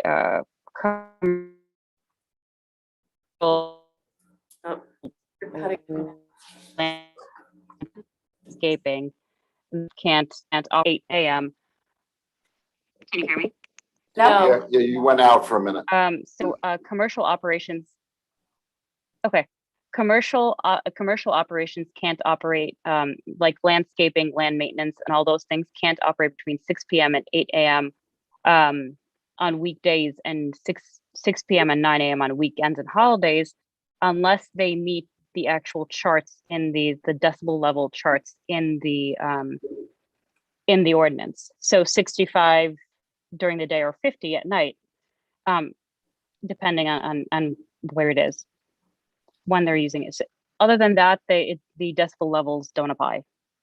Are you done, Ms. Eglo? Sure. Sorry, I didn't want to interrupt you. I hope that No, clarifies. feel free. I dare not, right? That's not really an appropriate No, sanction. if you want to talk further, please go ahead. No, you may Okay. have the floor. Well, we talk about decibel here. The noise that I am talking right now, if I check on my phone, and I was showing it to Committeeman Wasserman, this itself is above 65. So whatever noise decibel we are talking about, it is actually, you can't abide by it. Well, we are absolutely a quiet neighborhood. There are new residents that are coming into town, and all of this started was from a commercial background where they had the noise constantly every night. I can understand that if this is put towards the businesses and they are not doing the noise every day. But on an individual basis, when people have their backyard and they are doing milestone, I've seen people and cops coming at 4 p.m. and stopping the party or the celebration that they are doing either for kids or whoever. We say it right now, they come in and they give you a warning or summons and leave. At 4 p.m., if people are celebrating it, I think it should be okay, especially on the weekends. So weekends and holidays, we should be open on the single family homes. I agree if it's constantly coming from one house every single day or from one business every single day, we should be open to every neighborhood that we have here. So I don't think 65 decibel is even viable to put in this here. I'd like to ask a question, please. I live on South Terrace. I happen to back up to the railroad, and on the other side of the railroad is the apartment building on Morris Turnpike. Every weekend during the summer, they have loud parties with DJs at their pool, etc. So is this saying that I can call and complain and shut it down? If it's yes, if it's amplified or if there's music playing, that would be a potential source that you could complain about. Yes. So that's just me. So if it's someone else, if it's in Mr. Vinayak's neighborhood and somebody's having a party and they're playing music and it's a whole bunch of kids and we'd like to have the kids at the house and they're too loud, somebody can call the police and complain. Is that what this is? It depends on what the source they're complaining about is. If it's the music, yes, this would apply. This ordinance would apply. If it's the unamplified human voice, so if it's a lot of kids just screaming and running around, then no, that's actually exempt. If the New Jersey Department, the NJDEP has the most stringent rules and we're adopting them, and very similar to we did adopt that you couldn't have marijuana in our community and we're on hold for 5 years. if we adopt these stringent regulations and we decide, you know what, oops, we made a mistake, we'd like to change it. Can we change that? Can we go back and do a do-over? Yes. Yes, you can amend it, Stevie, if they go back to the department, right? I don't think, Yes. Yes. on one call, Phoebe, you had said we couldn't, so that's why I'm questioning it. I have a question, a few more. Noise complaint, 1 of 2 officers. So we're going to spend money to educate somebody on how to work these gun decibels or whatever it is to measure for the noise. We're sending them to Rutgers. Now, are we sending our zoning officers? Are we sending our police department? How often do they have to go for training? How long is the class? How much is the cost? Who calibrates the guns to measure the noise? Do we have any of those answers? She wouldn't know that. I actually know what some of the answers. I spoke to Chief Gilfitter. It wouldn't be for the police officers. So the current, so really the current code at night would, was enforced by the police. So they wouldn't have the Rutgers training or these decibel readers. This would be more for our enforcement officers, our code enforcement officers, potentially fire enforcement. It would be for other enforcement officers. It wouldn't be so much for the police. I just want you to know that this, although there are decibel levels on this, right now the enforcement is done by our police. So if it sounds loud, warnings are issued based on just common sense. So I would probably argue that it's really not more stringent, than what we currently have. But you could argue that in many situations, it could be fairer because there's a technical reading that, that you just can't be issued a warning that, you were over the limit. We can argue about the limits because as my colleague points out, 65 decibel level is not that loud. So that I share that concern also. But I'm just saying this kind of gives you a technical read on it. Do we know how many complaints, Mr. McDonald, that the township has had in the last year that had to do with noise? I don't have a specific number on me, but what I can tell you anecdotally is that the vast majority of our complaints deal with construction starting prior to certain times, times that are prescribed in the ordinance. That is the vast majority. Is that it's people or the landscapers start to, or something like that, right? Something, but it's not, it's a rare day that we have somebody calling up complaining about noise or parties or. Yes, that's not to say it doesn't happen. Not to say it doesn't happen. I'm just wondering how many? Why are? I'd have to get that. All right, can I ask a question? What was the history? Well, I just haven't gotten to ask a question yet. So you've been working on this. Yes. Where did this come from? Well, Give us some history Okay. of how we got to Okay. here. Well, the history was I met with some concerned neighbors that live close to some of the commercial roadways, and I guess as there are more residents coming to town, as there are more businesses coming to town, I think that they had a concern that the town be equipped with a better technical approach to this. And so I had a couple of meetings with residents. That's kind of where it came from. And then in doing the research, I found that that New Jersey does have this recommended ordinance that 104 townships have it. Summit has it. A number of our neighbors have it. So that's kind of where it was born. And then as I went, we also spoke to some of our environmental commissioners, spoke to the police, our police chief. But it does cut both ways. I mean, it's definitely, and again, I brought it up tonight as a presentation to garner feedback, from the community to not necessarily to introduce it right now. I really wanted to see, people's reaction to it. Okay, so it seems like we can talk about the commercial zones. Right. And a noise ordinance around the commercial zones. And it also seems like if there are complaints around construction, can we speak to construction specifically? About hours of operation? Well, that's already You enumerated. have that. So we already have that. So we're just not enforcing it, or someone calls and then we send somebody out? You know what, well, can I? Well, I'm offer just trying to something? figure out the best, where the problem is and if there's a problem and how we address it. Because it just seems like from everyone's conversation here that this is too much. It seems like there's consensus that people think that. If you go forward with the DEP. Kid, go toward the microphone. If you go forward with the DEP recommendation, you will add that to what you already have on the books. This reminds me of the story that Governor Hughes used to tell, that when he was the Essex County prosecutor, he heard that the nuns were going to have a 50-50 over at the church. He didn't send his detectives down there to put handcuffs on them. This is a matter of prosecutorial discretion in a way. The way to handle these situations, I don't foresee that if someone is having a house party, a township employee is going to roll up there with a sound detector to see whether the kids are screaming at over 65 decibels. That can be handled the way it's currently being handled, where an officer shows up.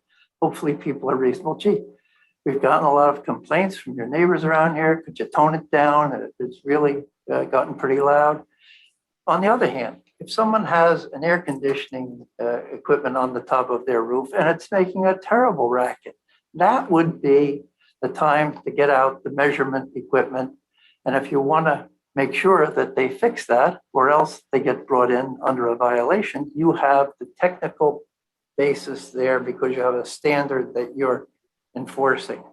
That would make sense, except for Committeeman Vinayak is saying that people are already trying to break up house celebrations at 4 o'clock in the afternoon because of a noise complaint. And this is very sensibly you're talking about, Mr. Falcon. And if the noise is continuing for, say, several hours or a couple of days, then yes. But I'm telling you, I'm still watching this. The average on what we are talking here is already close to 70. So when we talk about 65 decibel, when I came to know about this a couple of days ago, I thought maybe 65 decibel is quite loud and it will be okay. So I can totally understand if this is against the business where there's residential behind them and there's a constant noise that these guys are doing or businesses are making every day. But I have seen myself, and I have gotten so many communication and emails from residents that they have been approached and police have been going to their houses at normal hours, 9 o'clock, 4 p.m., giving them tickets, giving them summons to come to the court because they had a party and they were celebrating their milestone. So I think we got to stay away from single family home when they are celebrating their milestone over the weekend. We need to open it up. In fact, relax it even more. But on a weekday and against the business, maybe I'm okay with it. I think we need to listen to every resident. We can't just listen to one particular sect of the Millburn Township. Okay. So it seems like there's still a lot of conversation to be had amongst the noise ordinance and the direction that, and we also have to open it up to public comment, which we'll get to soon and kind of see where that goes. But right now, the businesses have a noise. There is a noise ordinance where you cannot make noise after 11. Is that 10 o'clock? It's 7 to 10, you can talk. And after 10 p.m., you cannot even talk. That's the noise ordinance. No, that's the one here. But I'm saying what's on the books now, what we have in Millburn books, yes. Township. It's not by the decibel, right? It's not by the decibel. Right, it's just from 7 to 10. Yeah, it's kind of like breaking the peace. Okay, So even. so is there a problem? Do we have a problem in the township with noise? Absolutely. Oh, wait, hold on. Sorry, that was just to the committee. You can have time during public comment. So sorry. All right, do you guys want to just table this for right now? Because it seems like there's not, we're going to table it for right now. We're going to open up to public comment after we get through a few more things. Okay. On to zoning. Yeah, there's nothing to table, we're just a presentation. We're just, we're stopping the Yeah. conversation Right. at this moment. Yeah. Zoning accessories, Mr. McDonald. Yes, and I just, this is, we have talked about this several times, and I just want to provide a little bit of background and a information session that the township had regarding the zoning accessory uses. Now that we have a new planner, I'm happy to sort of get some additional information in terms of loading zones and what sizes they should be, whether we should have additional loading zones per number of units, things like that. Right now it's set at 1, if it's over 5 units.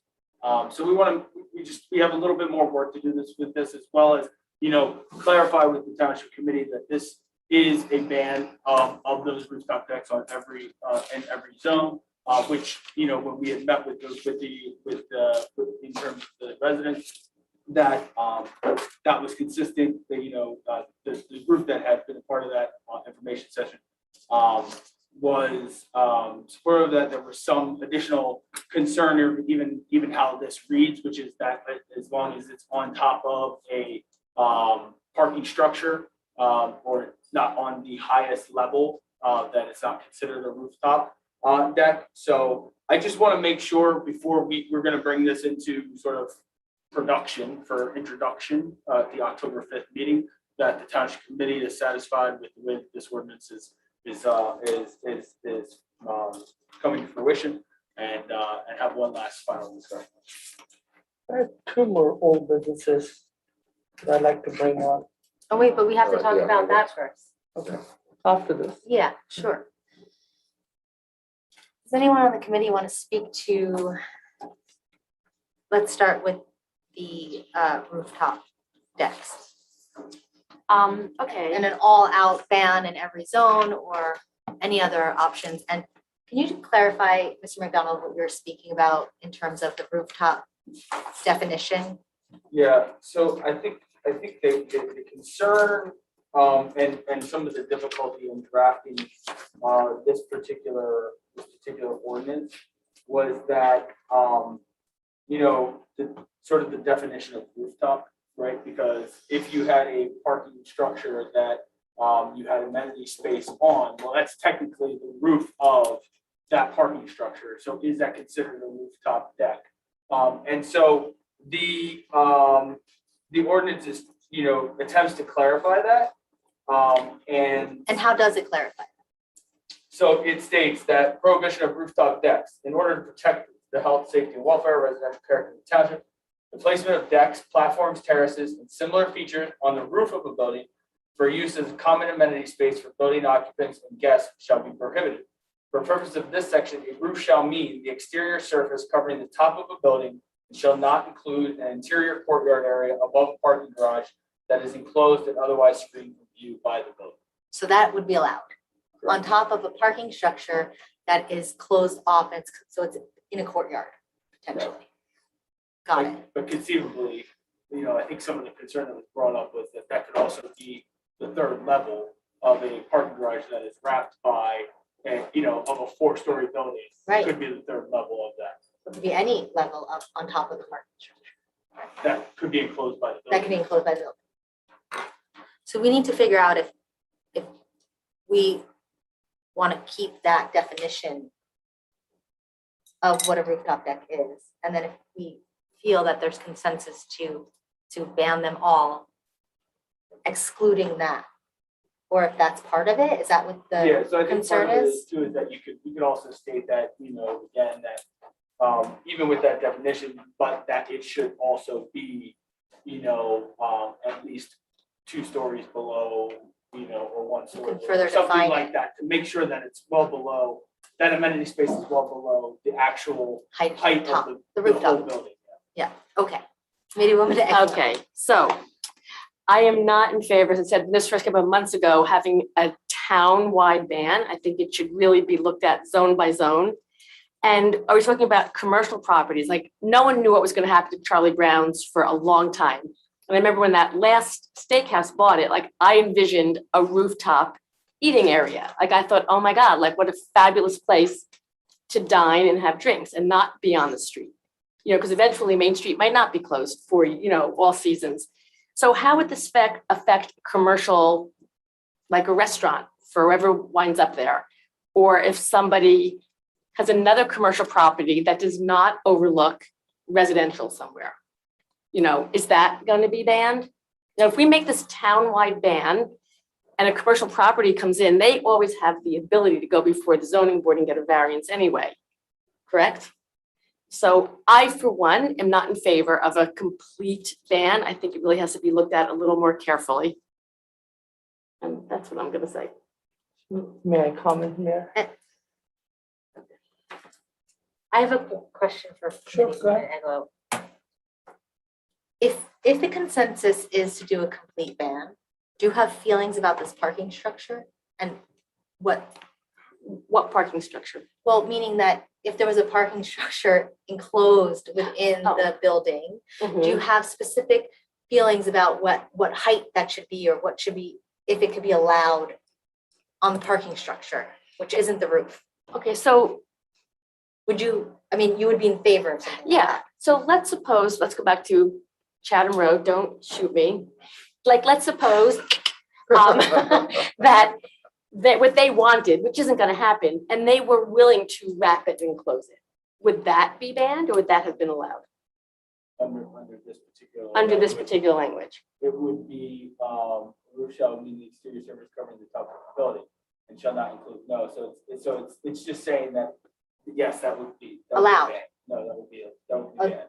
That would have, Yeah, the only exclusion in this is that it's the top, shall not include an interior courtyard area above a parking garage that is enclosed and otherwise screened from view by the building.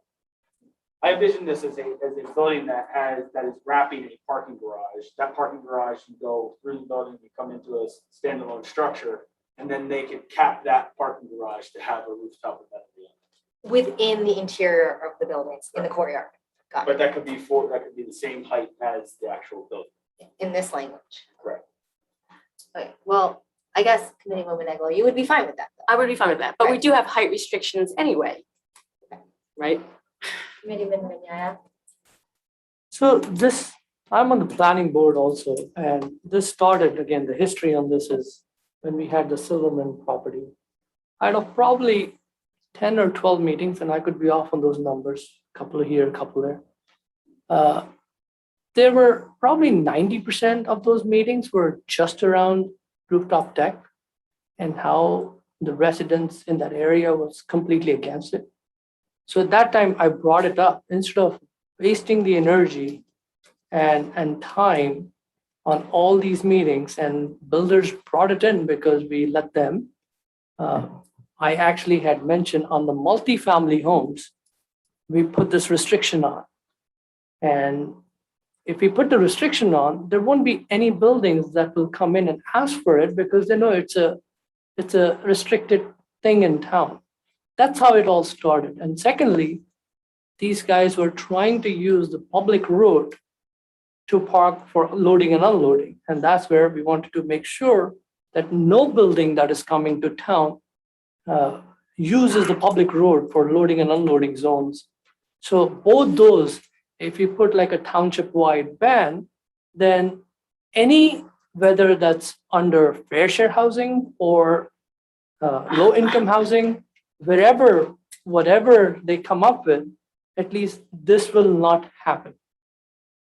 And this is again for a multifamily home, this is not about single-family home we're talking about. This is strictly on multifamily home, because if they have parties, it'll be every day the noise will come from the same place and will be heard from the same neighbors. And there are 300 apartments in some building here, 150 on some of them got approved. So each apartment, they have a party. It could be for every day of the week, for the whole year. That's why this was put in place, or at least put forward. And then we had a planner that left us, and that's why it didn't come back to the township meeting on time, or township committee on time. So just wanted to give you a background, and I'll support this bill. But they could still go to the zoning, to Committeewoman Eglo's point, they still could go to the zoning board to get a variance. It's possible. If that is the case, Right. yes, then again, whatever, if you ban it and zoning board still can approve it, sure. What about what about what Committeewoman Eglo said about, like the Charlie Browns, where they have like a roof deck or something where people, where it's not that high, but it spills over, for a commercial purpose. or for a restaurant purpose. Well, if you're talking about a rooftop ban, you're talking about a rooftop ban for commercial buildings and residential buildings. And they could You go, might even say for a single home building. we have some single homes that do have, it's worrisome. It's worrisome. There's a safety issue with all of this. And And you have parties, people are drinking, they're on top of decks, who falls off? I just, at the Upton, for those of you who haven't visited it, I would recommend it. You can even drive down Finneran Way by the mall. They have an amenity space that's below, has pools and has a pool and has barbecues and fire pits and everything, so that there's a great entertaining space. I have friends that are living there. And yet it's down lower. It's not up. ground level. Yeah, it's down a level. It's a safety issue. It really is, as far as I'm concerned. But more than safety issue also, I am actually, like the residents here or have approached us in the past, if they are living next to the businesses in that zone, and if they make a rooftop above them and they now have a noise there, they will hear this every day. And that's where I'm saying I'm okay to be opposing it. Okay, so But one thing, wait, I'm yes. sorry. So it's okay for a resident to have a loud party and annoy some neighbors, but a business doesn't have a right to have a business entity. I mean, you're gonna have a noise ordinance, you're crunching things in, but you're giving certain privileges to some people. I just think that we are over-regulating and the town is changing, we all know that, and we're just regulating so many things. You're gonna have a noise ordinance, but you don't want to stop a party, but you want to stop a resident from having a business entity. So I'm just seeing a conflict here. Yeah, let's parse this out, what you just mentioned. And I will again go back to what I just said. When you do this in business, and I'm just trying to explain it, I'm not trying to argue back or anything. When you do it on a business, you're doing it every day. When you're having a celebration in a house, a single family home, if you're doing it once a year, once in 6 months, that's one. In a business, you're going to have a dine-in every day. And that's why I'm saying I'm okay to oppose it completely townwide. And that's my rationale behind it. And one last thing I do want to say, people move to Milburn and Short Hills because it's a suburb. They want to live in the suburbs. They realize that if they wanted to live in the cities, they could live in the cities where they can find apartments, et cetera, that have all these wonderful rooftop decks and amenities. But when they move to our town, they want to be part of the suburbs. They're moving out of the cities. So I think we have to remember that we're not urban, we're suburban. And I think we have to keep that in mind. I realize things change and we want things to change and we want businesses to thrive. But for me personally, I think rooftop decks belong in cities like Austin, Texas. If I want to go to Austin, Texas, I can go to any rooftop deck I want down there. It's a big city, but I don't envision them sitting in the suburbs. And I think, and maybe you can poll people about it, I don't think people move to the suburbs for that. I have a question. Oh, okay. This would also include like the hotel at the Upton that's being built. Have they ever come to say that they want a rooftop bar up there? Does the Hilton have a rooftop bar? Does it? No. No. There's no No. rooftop. I think someone's saying yes because I think they do. That's interesting. But anyway, the Hilton, I think, does have. So what'd you say? I've never been there. No, I've never been there. Inside. Well, I have an issue with making a townwide ban. I think we should go zone by zone. I definitely don't think it belonged up at the Silverman Chatham Road development, and I'm so sorry that it is existing there. And I think particularly those meetings were specifically about that location. And I think that the manner in which that came to be in our township was certainly problematic. And so I think that that's why, and particularly that neighborhood right next to the Arboretum is why everybody, and having all those, it's a single family residential area, that is why everyone came out to oppose it. I do not believe that we should do townwide. I think that there are properties up on JFK. The Upton had wanted one overlooking the golf course. I think it would have been fine. I think that there's certain properties within the downtown, if it's not right next to interfering with residential homes, I think would be okay. So I'm not in favor of a town-wide ban. I would like to see it go zone by zone. That's how I feel about it. But the on and off-site parking, I do not think we should be giving any of our town space to parking spots. And I think that I would like to see that all on the property of the developers, or even for small units, I think they should figure out a loading spot. One last thing though, I want us to think about is the whole idea that there was a restaurant in town pre-Ida that used to have open all weekend long, making loud noise, lots of noise complaints, noise carrying across the park because there was music, et cetera, going on, and it was carrying across the park. So that was on this level. What would that noise level be like if it's raised up? If we did allow these decks? But we have noise on the Main Street closure. So I hear you, but you're gonna bring up a point in that's different, and we do address There were some. the noise. There's gonna be more. So Committeeman Wasserman, Deputy Yes. Mayor, that Yes, leaves you. yes, Mayor. We've all given an You know, opinion about this. as I normally do, I kind of see it both ways. I also think that there should be some cutouts with this.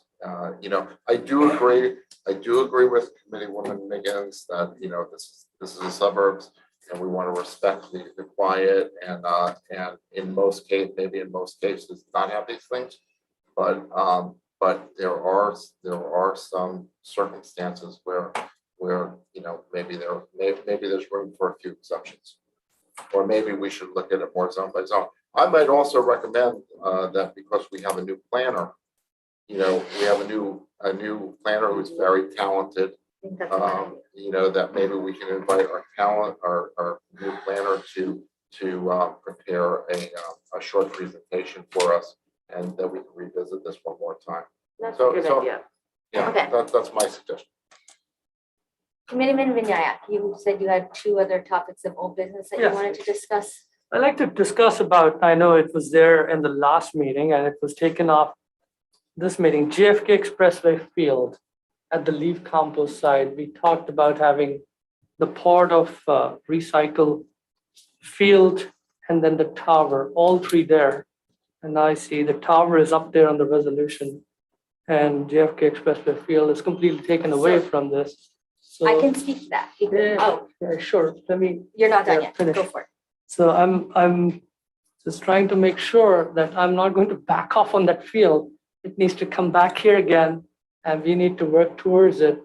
And I'll keep asking for it. No. Yeah, so it's total, and you know, the one of my roles as the mayor is that I set the agenda. So in an effort, because there's already been expressed consensus, Bob Hogan is working on that. So that is in the process, and he is working, and he will have that.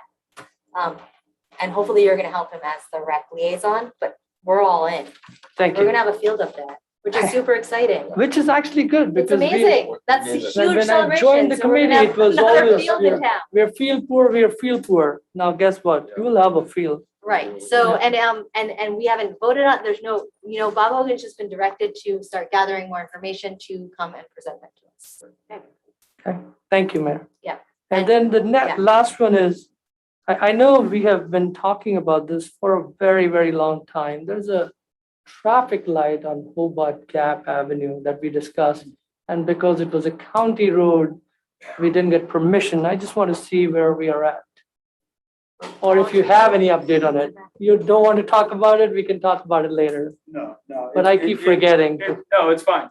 We actually have made, as I reported last time, we have one corner property that we are still working with in terms of an easement for the signal equipment, as well as a necessary taking of property for a dedicated left-hand turn on White Oak Ridge Road, in which we are going to have a signalization of that intersection.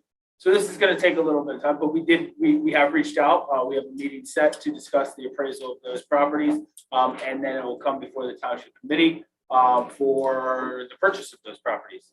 And then once the township is acquired, all necessary easements and property to facilitate the construction of that traffic signal, we will hand it over to the county who will get it going.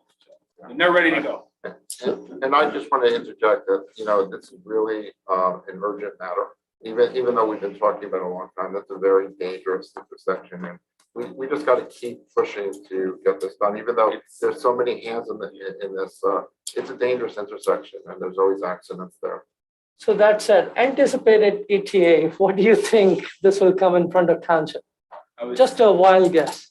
Well, I'm gonna shoot far just to be sure, but I would say November you will have, I'm going to need the authorization for spending. Thank you. That's all. Appreciate it. That's all, Mayor. Thank you. Okay, we're gonna take a 5-minute stretch your legs, walk around, get some water, break. Thank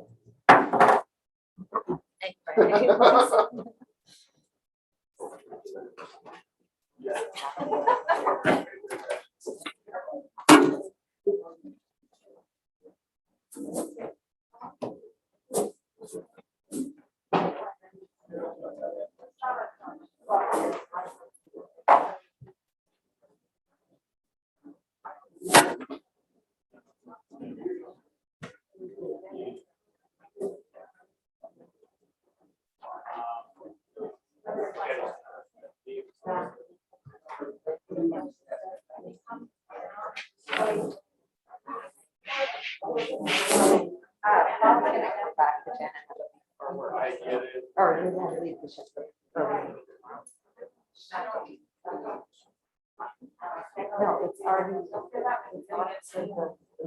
Lights have already been. How are you, Mrs. Sherman? We're the 4 quarters now. We're gonna bring it up. Slow and steady, always wins the race, yeah. I understand that it was. That was good for the library, I can't see it.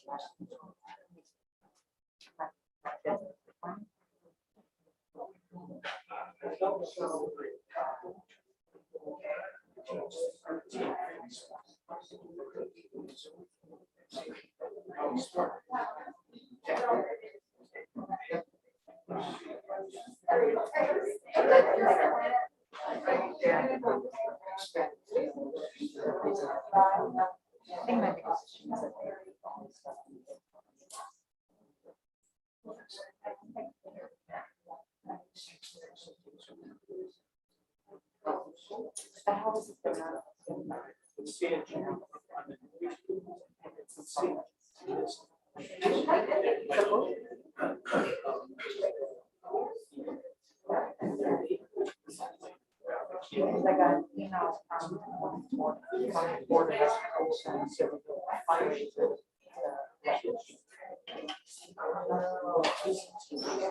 And they had already like it.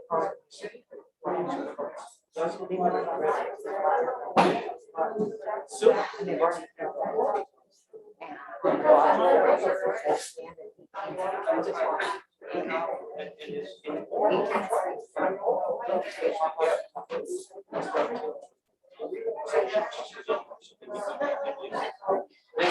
I don't know how far my questions get. How far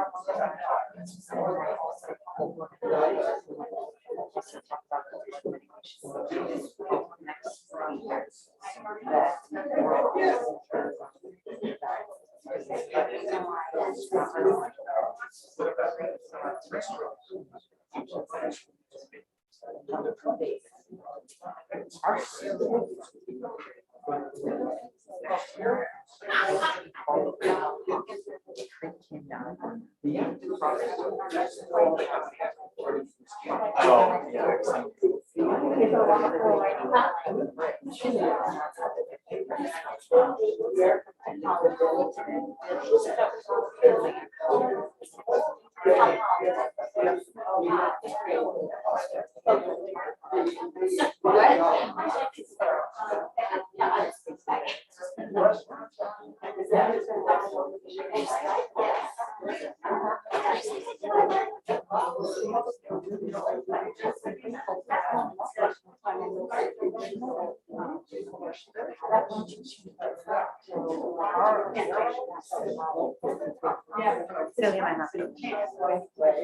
try to wrap this up.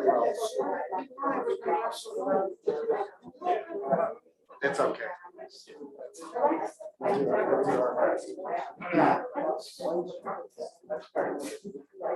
So we're just proposing.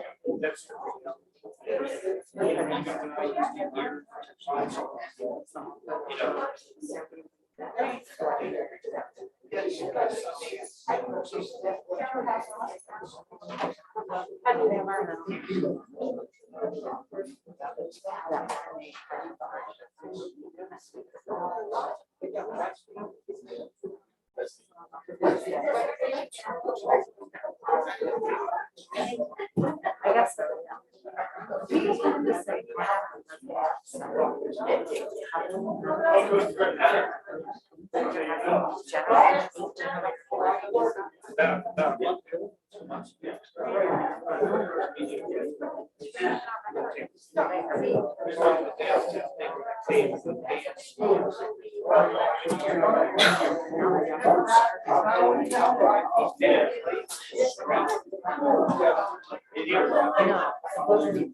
Just lively as thin.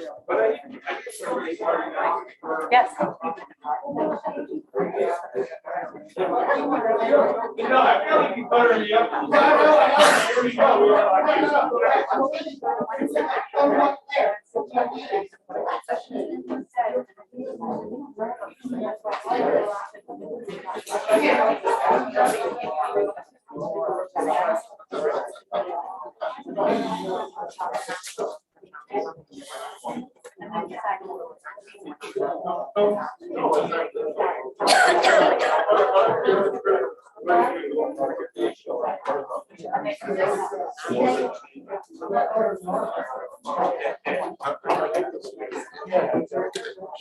Okay, we're gonna continue with new business.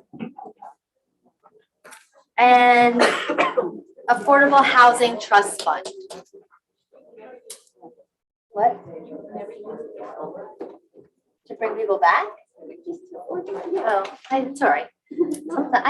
I've definitely used, I have.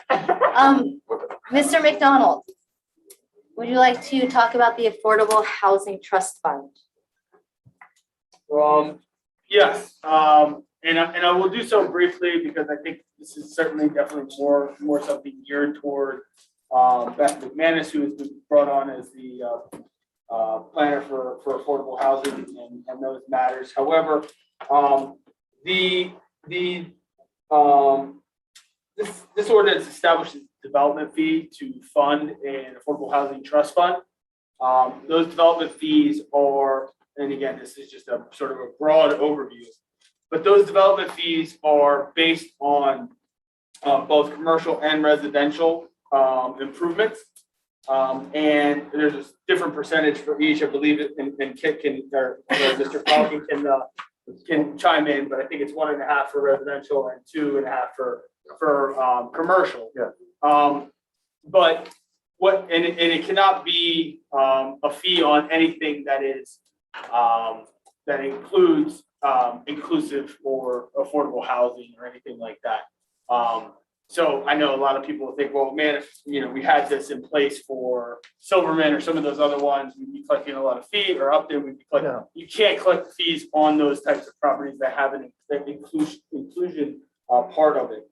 However, this would allow for fees to be collected on other commercial developments as well as residential improvements, whether it be large additions or tear downs and rebuilds.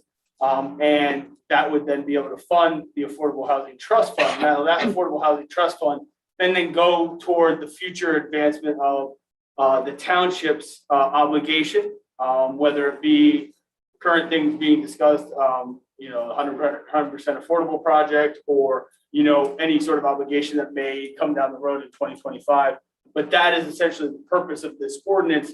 It does have to be reviewed by Fair Share Housing to make sure that it is consistent with their intention and the intention of the development fee ordinance for affordable housing trust funds. But that is essentially what the township is looking to put forward. And is there consensus from the committee for this? I would say it's essential that we move forward with this. And the next, I think that part of the conversation is that in 2025, that starts another cycle, and I think the township, to be prepared for that, has to make sure that we put aside funds, to fulfill our future responsibility. And other towns, I think also people should know that other towns have had this trust for years, and they've put aside millions of dollars, to deal with their affordable housing obligation. So I think it's an important, responsible thing to do. I also think, I just want to make clear that also for our residents, if people are doing doing certain full remodeling, or they rebuild, certain sections of their homes, there is a fee, that would apply to them. And I think that's something that'll come in the future for us to consider. But there's a 1.5% fee for homeowners that do major work. So I just want to make sure everybody understands that this is also, going to affect our residents. And it's, I just think that this is just part of the responsibility that we face, but there is some nuance that we should consider as we go forward. Okay, I believe there's consensus for us to keep moving along with this. Any other topics of new business to address? Okay. We are now on to public comment. When invited to speak, please come to the podium, clearly state your name and address, and speak loudly that your comments may be understood by all and properly recorded. There is a remote option available for this meeting. If you called in and would like to comment, please press 6 now. If you're attending by computer or electronic device, please click raise hand button. All members of the public wishing to speak will be put into the queue to address the committee. Let's remember that this is not a dialogue. It is a public comment period. At the end of the public comment period, the committee and our professional employees will address questions or concerns as they see fit. And you will be given 3 minutes. At 2.5 minutes, the buzzer will go off and you'll have 30 seconds to complete your comment. And let us all just be kind to each other. Yes. Good evening. Good Richard evening. Footer, 333 and 335 Milburn Avenue. I've appeared before you during several committee meetings and brought to your attention the dumpsters that have surrounded our building and the cars parked in the fire lanes in the alleyway coming off Essex Street. During Hurricane Ida, dumpsters got washed into the brook and blocked one of the 2 culverts under the Millburn Avenue Bridge. That's happened in at least one previous storm, during which a wall to the river was broken by a traveling dumpster and needed repair. This time, a car was washed into the brook and blocked the remaining culvert under the bridge. During Hurricane Ida, we had no bridge. Instead, we had a dam. That's a first. During Floyd and Irene, I was camped out in our buildings. Until the brook overflowed, I watched from outside and witnessed where the first drop of water came over the walls, and then quickly ran back to the building to lock myself inside. Both times, a tidal wave came over ground. Some of the water went into the brook, but most of the water just kept on coming over ground. So what did hurricanes Floyd, Irene, and Ida have in common? Each one left the riverway through Milburn Center viable until the holding capacity from higher ground overfilled and the volume of water traveled over ground and created a swath of flood damage. While I virtually attended the September 1st Township Committee meeting, and at 9:10 p.m. an email was received by me from letusknow@milburntownship.org. It read that there was some street flooding and that the Rawway River was at a near moderate flood stage. But then, while the meeting was still in progress, it seemed like only minutes, the river overflowed. As videos were being sent to me, I knew exactly what had occurred. The reservoir overflowed, causing Diamond Mill Pond to overflow, and lower ground had no capacity to handle the surge, especially with the bridge being converted into a dam.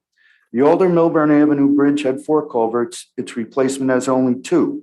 I had communicated with Essex County and caused them to pause the project for almost a year. During that time, I did all that I could to convince them to redesign the new bridge as an open span with no culverts in an effort to prevent the most recent experience. As you can all see, that effort fell on deaf ears. I have the utmost compassion, and my heart goes out to the residents and businesses who got slammed by this flood.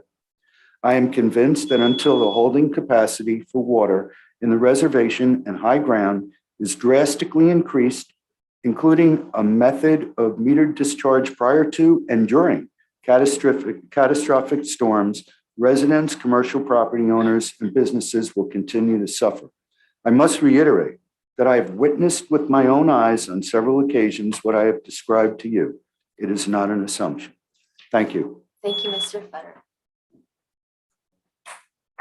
Mr. Fetter, will you leave that statement with us? Yes, I need copies. Excellent. Excellent. If you want to put them on the table, we will grab them. Thank you.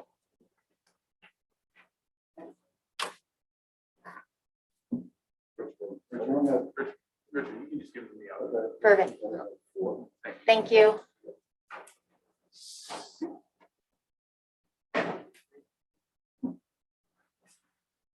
Jay Morielli, 1 Claremont Drive, Short Hills. I'd like to start by complimenting the township on the additional resources for enforcement of ordinances. I think the process needs to be improved, and this is a good first step in that direction. So kudos. I'd also like to thank several of the committee members. First, thank you to Committeewoman Eglo, who met with me a couple of weeks ago and walked along the B2, B3 property line abutting the homes of Glenwood residents on Claremont and Canterbury. We discussed the potential impacts of the recent restaurant ordinance, and we agreed on some things and we disagreed on others. And while I don't think either one of us changed our minds, we had a good conversation that was civil, nonpartisan, and thoughtful. Thank you. Next, I'd like to thank Committeewoman Miggins.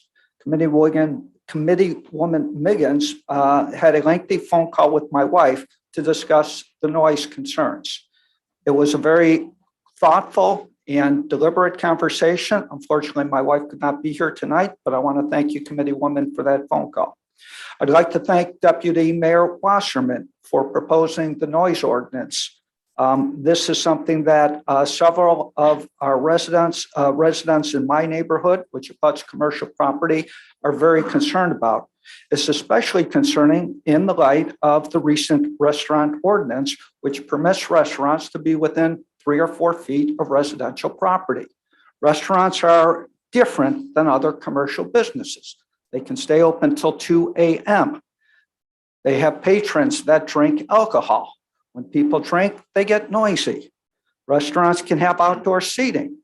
Restaurant and noise naturally occurs. Restaurants, noise also comes from the kitchens of restaurants.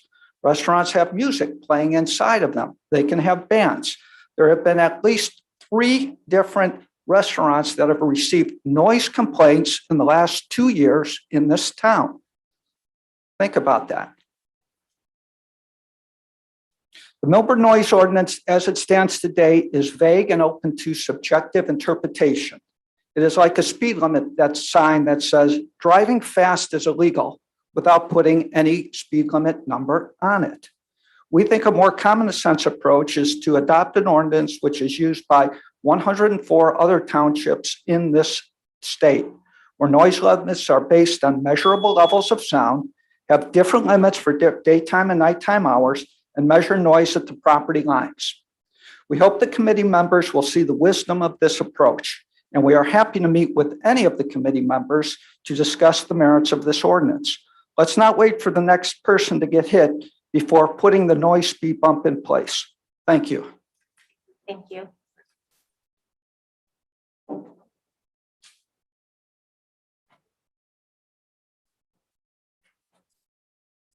Hi, my name is Faninder Vemuru. I'm from 38 Fairfield Terrace in Short Hills.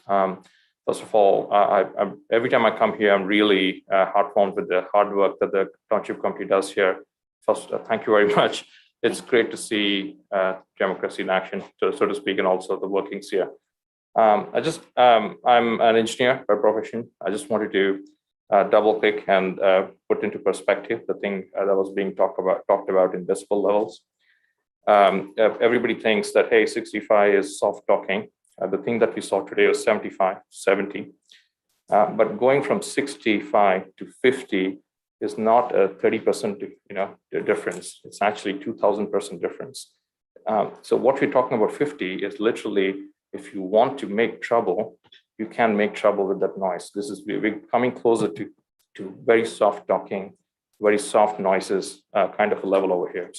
So if you are considering that, this ordinance, I think it's important to focus on the problems and what we're trying to solve, and not just simply blindly go by, this is the number of counties or this is the number of towns that are actually accepting this, right? Because just because somebody accepted it does not mean that's the right thing, right? The way it is crafted is almost unreasonable. That's the first point. The second point is, I know we are saying that we're not going to send cops for nuns doing something. I heard that thing today. But at some point, there are bruised relationships between neighbors, and I'm sorry, and I hope the neighbors actually, don't, work over it. And I certainly want to do if I've bruised my relationships. But once I've certainly been at the end of I'm having a lunch. I'm having a lunch with a bunch of friends at a milestone. There were no speakers or anything in place, and then cops do come up at lunch when people are talking. There's no enhanced volumes and whatnot. And the cops are actually the common sense that is being applied by the cops in town is amazing. Right? They do come in, they say look, I know we need to come and we're coming, but I understand there's nothing going on here. Those kind of things, at some point, when you repeat that thing again and again, if the person keeps calling, you will be falling back onto whatever you pass over here. And at that point, 65 decibels is nothing, right? So I understand that we want to be precise, and I know that we want to have some teeth for solving a particular problem, but both the timing and the levels are not right here. And to the timing part of it, I just want to take down the second, is we are dealing with a different environment here. We have COVID, and we need to basically have outdoor events over here. And again, don't think about hey, parties which are loud and problematic. Think about people having conversations in the backyard after working hard and coming back on a Friday. And then they come back after NG transit and everything, you come back at 8 o'clock. 11 o'clock is not that far away. 10 o'clock is not that far away, right?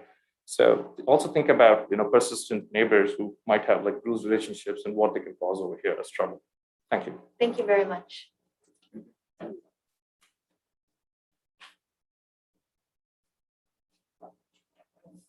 Hi.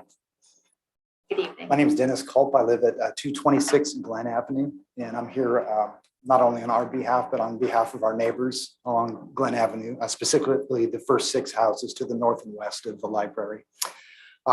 First of all, again, thank you for all that you do. I see that you work very hard, and I appreciate what you do for us. And I'm here for 3 things. Just a little history on our neighborhood. There's a beautiful map in the boardroom down the hall, and you'll notice on it, one of the oldest ponds in Milburn is where the 2 playing fields are right now. That used to be a pond. In 1955, that pond was filled in and 2 playing fields were put there. And what happened when the town did that is that you drastically changed the flood drainage of our neighborhood. And so in effect, what was supposed to flow downhill now has to flow uphill. And so those houses, particularly the first 3 next to the library, they flood terribly, and a lot of damage has been done. During every storm. Pretty much every storm. So our neighborhood has been wronged in a few ways. That's one of them. Some other things that have happened, with no notice at all, the piece of land between 218 and 226 Glen Avenue often gets used as a staging area for construction projects. And they put the pipes underneath Glen Avenue when they had to fix the bridge. With no warning at all, a bunch of construction vehicles show up next to our house and they remain there for 6 months. And speaking of noise ordinances, they start at 7 o'clock in the morning, and they're very loud. It's very disruptive. without any warning, the field was converted to a turf field, which is wildly popular. It's great. I'm not an obstructionist, but we weren't warned about that at all. And now there's a lot of traffic there and a lot of noise. Without any warning, they've brought in 8 generators, and they use those to power lights that are not only emitting light pollution, but they're very noisy. And sometimes they forget to turn them off and they go until 11 o'clock. We were just informed that now there's a plan to put in permanent electric lights on that field. Once again, we were never informed.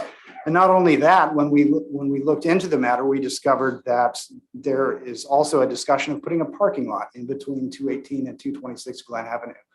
And that's why I'm here, because that was very upsetting for us to find out. So I have some requests for you. The first one is, please consider we're a small neighborhood, but we would love to be informed and involved in these decisions that are happening that just seem to be happening behind closed doors. Secondly, and far more importantly, please do not put a parking lot there. This town does not need another parking lot. That is a drainage area. There is a creek that flows under that field that's been forced to go through a 2-foot pipe. It's already a problem with flooding, and a parking lot would make it far worse. And please shield our homes from light pollution by putting some kind of a barrier in between the field and our home. Thank you very much. I'm not Thank allowed you. to add because I know our time's up. But You can speak. You have your own time. Great, we can start over. I'm just kidding. Thank you again for everything you guys do, and especially I'm blown away by the outpouring of help that's happened over this last couple of weeks. My contribution to that conversation is that yes, like I had to call the police one night because those lights were left on until 11 o'clock at night. Somebody forgot to turn them off. So I was hoping that there would be some kind of plan in place for the hours that these lights are permanently going to be on, because as of right now, they are a huge nuisance to us. They affect our property value, and they also just affect our quality of life. There are on every weekend, like hundreds of people basically in my backyard. We understand that we live next to a public piece of property, but it wasn't like that 15 years ago when we moved in. And over this course of 15 years, we've never been informed. No one in our 6 houses knew about the lights until I told them. And it's only because I got the email about the fundraiser. So all of these things just feel like, I wish that we could be part of these discussions when it mattered, but a lot of these things just happen and we're told when the trucks are pulling up.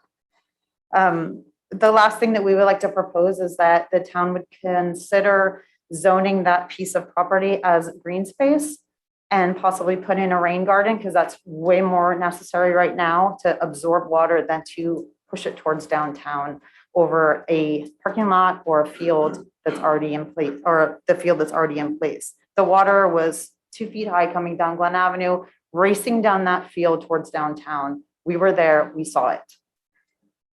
That could be an easy win for this council by doing something there in a small way to mitigate flooding. It's not nearly as drastic as bringing in the Army Corps of Engineers. So it's an easy win. All right, thank you. Thank you so much. Thank you very much.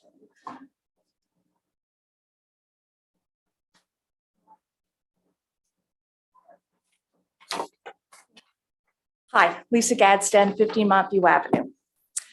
Good evening. Thank you for this opportunity to continue the conversation over the plan for the future of the Rose Garden and the redevelopment planning for Taylor Park. The Short Hills Garden Club looks forward to continuing our long-lasting partnership with Millburn Township, maintaining and improving the natural beauty of Millburn Township in our parks and public spaces. At the July 13th meeting, my comments focused on providing you with some historical context. Tonight, we now look forward to the next steps in the process of shaping the redevelopment vision of Taylor Park. We as a community have learned from Millburn Township survey and following public social media that the community is overwhelmingly positive in their desire to keep the Rose Garden. We would like to offer some input and share a few observations for your consideration as we move forward. There is a well-known value to a designed, well-established garden. For starters, the Township Committee may have observed that through recent Ida flooding, the Rose Garden did as we said it would. It acted as a sponge and held its ground. While some foliage was lost, the plants all remain. If it were paved or grass areas instead of well-established beds, the flooding issues and damage would have been shifted further into Taylor Park. Looking to the tired gazebo, we agree that it could use some updating. The perimeter beds, we agree they could be improved.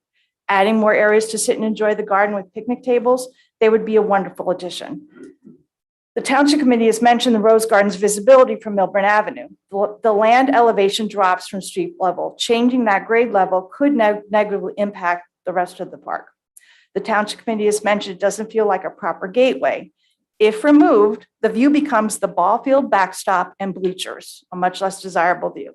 The Township Committee has mentioned a need for new performance space. The county bus stop is there with a lot of street traffic noise, plus the noise and fumes. Would any business in town step up and say, sure, move the bus stop in front of my storefront? The Millburn Township Bauer Center performance space has already been dedicated for this purpose, closer to the pond with restrooms and more space for people to enjoy. This redevelopment is a wonderful opportunity to introduce more plants, native plants to the area. We have learned through our association with the Garden Club of America that landscape areas with only native plants often lack visual interest and showcase beauty. Inclusion of non-native plants in the landscape not only adds interest and color, but also serve to diversify plant life, which is better able to thrive in our rapidly changing global climate. Rose gardens are a timeless classic well-suited to the non-native native combination with color, interest, attracting pollinators like bees and monarch butterflies. We've observed as community volunteers working in the Rose Garden that many residents of all ages and backgrounds stop by. It's not just the garden club that is advocating for this space. Would the Township Committee consider further explanation about the community's desire to retain this space? We believe the response would be overwhelmingly positive, and we also know many businesses support the retention of the garden. Thank you for your consideration, and especially for the support tonight from 2 Township Committee members as we move forward together to meet the needs of the Milburn community and the downtown Milburn business, where nature meets community. We look forward to working with you. Thank you. Thank you. Thank you.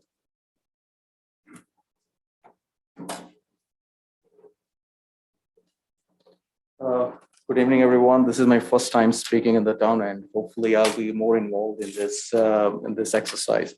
Now, my name is Rohit Sehgal. I live in 488 Old Short Hills Road and a proud resident of this vibrant suburb. That's how I call it. I'm talking about the noise ordinance here. And first of all, I really sympathize with my fellow residents, what they go through in terms of the commercial interference with their houses. And I think that is something we need to address. But having an ordinance that stringent applied across the township may not go well. I mean, if we look at this town, it attracts the young residents whose kids are about to go into kindergarten, and they have a lot to celebrate in life. They have Sweet 16s coming, they have Milestone 40s coming. So the reality is that this town will celebrate a lot more than an average town would be. But at the same time, it's also not acceptable that someone is playing a DJ in the backyard till midnight. That's also not acceptable. If we do think that there is some problem with a particular household on the residential side, maybe an awareness campaign would be a better idea. Maybe a letter from the township to just make them aware that probably they're not aware of the rules or the civic responsibilities or something. Maybe they have just come from the New York City and have no concept of that front.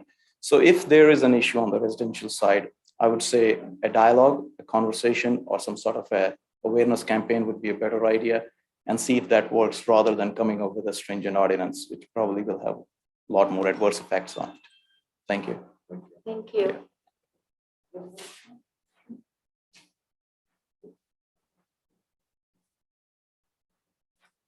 Good evening, Dave Cosgrove, 99 Oakview. 3 points I wanted to make, and I'm going to start with the settlement agreement that you reached with the Fair Share Housing folks. I sent each one of you an email, talking about the conflict of interest, or the 3 conflicts of interest that developed. And I assume you've read it, I hope. I read your letter. Okay, so my question would be, perhaps you could address what steps you're going to take to make sure it doesn't happen again. They were all 3 conflicts were conflicts that were known and existing before any of this happened. And people who are conflicted should not be involved in the litigation committees. 2 of the members were on the litigation committee at different points in time. So I'd like you to maybe address that if you're able to, or at least come up with a plan to try to address it. I want to talk about the rooftop decks. and the noise ordinance. And I'm glad you talked about them all together at once because they are all interconnected. As you folks reduce the restrictions on businesses and restaurants, it dovetails into noise and it dovetails into rooftop decks. The definition of rooftop decks, and I had mentioned this to Mr. McDonald on the meeting we had. The trouble with that rooftop deck is definition is it gives a loophole to a developer. The developer would be arguing to you that these glass panels that separate the two, us today because of COVID are enough to isolate that rooftop deck as long as it's not the very top story. Don't forget that one of the things driving that rooftop deck ordinance or potential ordinance is that we had a developer, Silverman, claiming before the planning board that they had an absolute right to put whatever they wanted to on top of that. Now, the planning board, in the end, allowed one rooftop deck. So we still have a rooftop deck. I'm going to dovetail that into the noise ordinance, and the concern about individuals, versus commercial noise. If you have rooftop decks, you're going to have it's not just one family having a party for their 16-year-old girl or boy, or, a birthday party that gets a little loud. It's potentially 65 families every night of the week. Keep in mind on these noise complaints, because I've had the problem because of the boxcar in the old days. It's not a one-time thing when people get upset about it. I don't think anybody gets upset because somebody had one party one night because their kid's 16 years old. It's someone who really abuses that privilege. It's usually a scenario where the neighbor has already called the person and complained about it, and the person tells them to get lost. So those are my thoughts. Thank you. Thank you. Anybody else in the room would like to make a comment?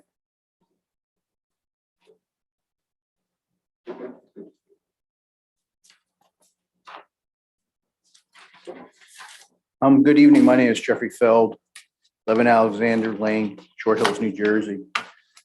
I first am very pleased with the new CFO. He was trained by Mr. McInerney, who I dealt with in Orange. And when we were having conversations, he talked about one of the first audits he worked on, where he found 100 things that need to be corrected in Orange.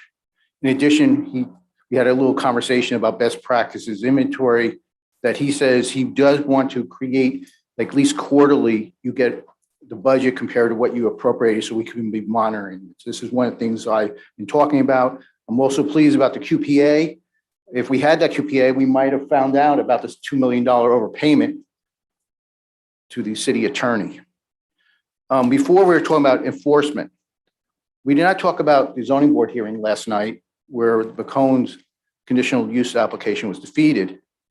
But one of the things that came up was the emergency egress in the back that he does not have.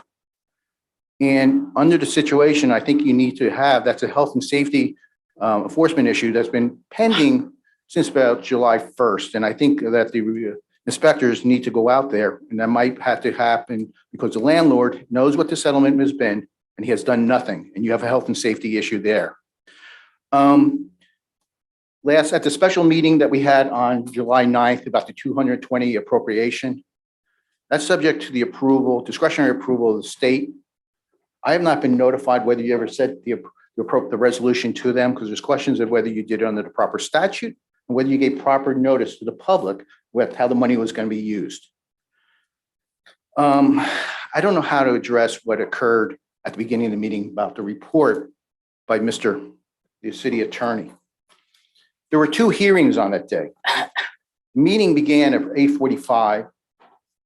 And the first thing that happens is an attack on me. I'm not the issue in that case. And Judge Garner specifically said that the public should have had a right to be in every case management conference, and you kept us out. This is the letter. It's a public document. Everyone should know that ministerial defaults have been entered against the city, the town, and the individual defendants.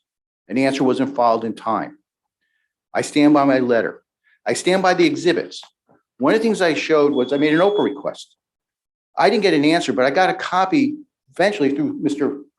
Cosgrove why was I discriminating, not getting the email from Ms. Eglo? The public needs to see her response about when she disclosed the conflict. There was also an exhibit, and this is the most important part that Judge Garner is focusing on. It's the validity, procedural validity of the hearing. You never told the public the terms of the settlement. Judge Garner knows who I am. I gave you an exhibit about Pagoda. Pagoda is converting their parkland to a rec center. They gave the public 30 days notice of what they're doing so they can have comments. There was a promise that the public would have a comment period. Mr. Phelps, please be aware of the time. Thank you. I just want you to be aware of the time. The time is No, 9:35. the fact that everybody spoke. And you with 3 spoke for minutes two tonight, Mr. more Phelps. hours. The real issue, I write you letters, I'm entitled to a response. And I think at some point you need to respond to me and the other people. Yesterday, the public spoke and the majority, the application was defeated. That said the interests of the residents overwhelmed the interests of the commercial community. Thank you, Mr. Phelps. Does anybody else want to make a public comment? And let's all please, everybody's been so respectful of the 3-minute time limit tonight. I think we should just really adhere to it. Thank you.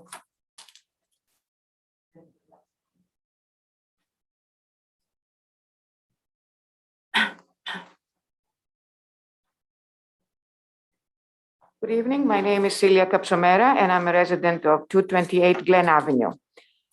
I just heard from neighbors about plans regarding the ball field area around it to be converted to a parking lot for the people who will be coming there for to watch the kids play.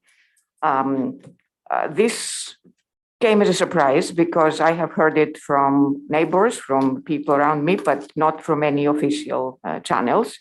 And I am wondering if this is indeed the case, or if there are actually discussions being taking place that we haven't been privy knowing. Because if that is the case, that is something that we definitely oppose as neighbors around the area, because we feel that there is plenty of parking available, especially for evenings and weekends. We don't need another asphalt surface added upstream from the town. We instead need water retention areas. And parking lots between residential properties bring trash, noise, crime, and basically make the town not look as it's supposed to be. So basically, it's a question if indeed is this happening, and if it is, we think we would like to voice our opinion, which is negative about the plan. Thank you. Thank you. Yes, thank you. Anyone else in the room would like to make a comment? Nobody else in the room wants to make a comment?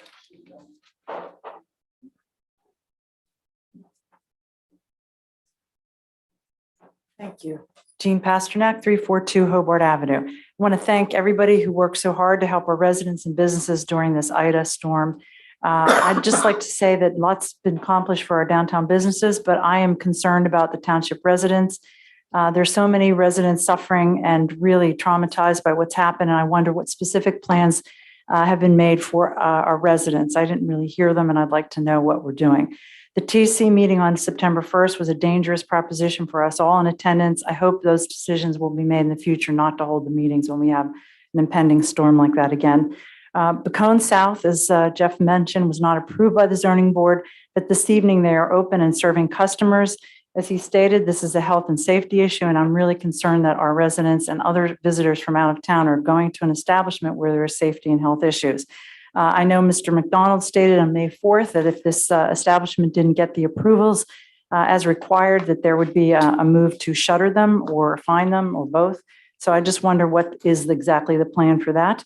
And I'm calling for an immediate in-depth investigation to restore public trust and confidence in our local government, so as to how the Bacone South restaurant came to operate in this town without the approvals as required under our local land use laws.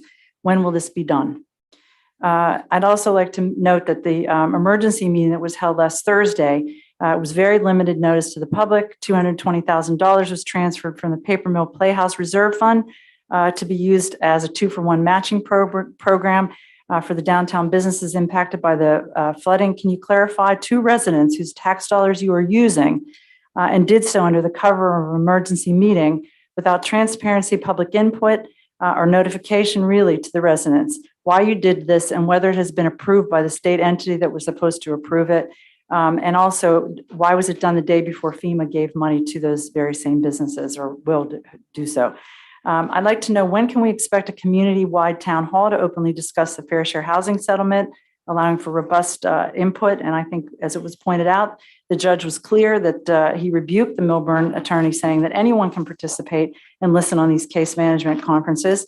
And he did also say that that resolutions that would be needed to enact the settlement, if the public wishes to have input, they certainly can have input.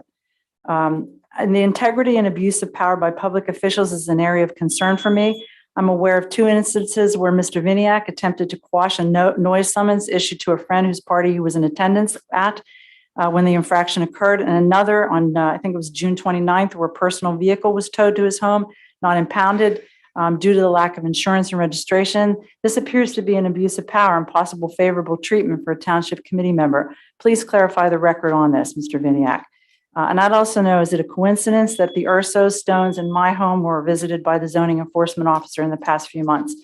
We all received either a notice or a summons, and I'd like to know, because we come here and issue complaints, is that why we got them? Thank you. Thank you, Ms. Pasternak.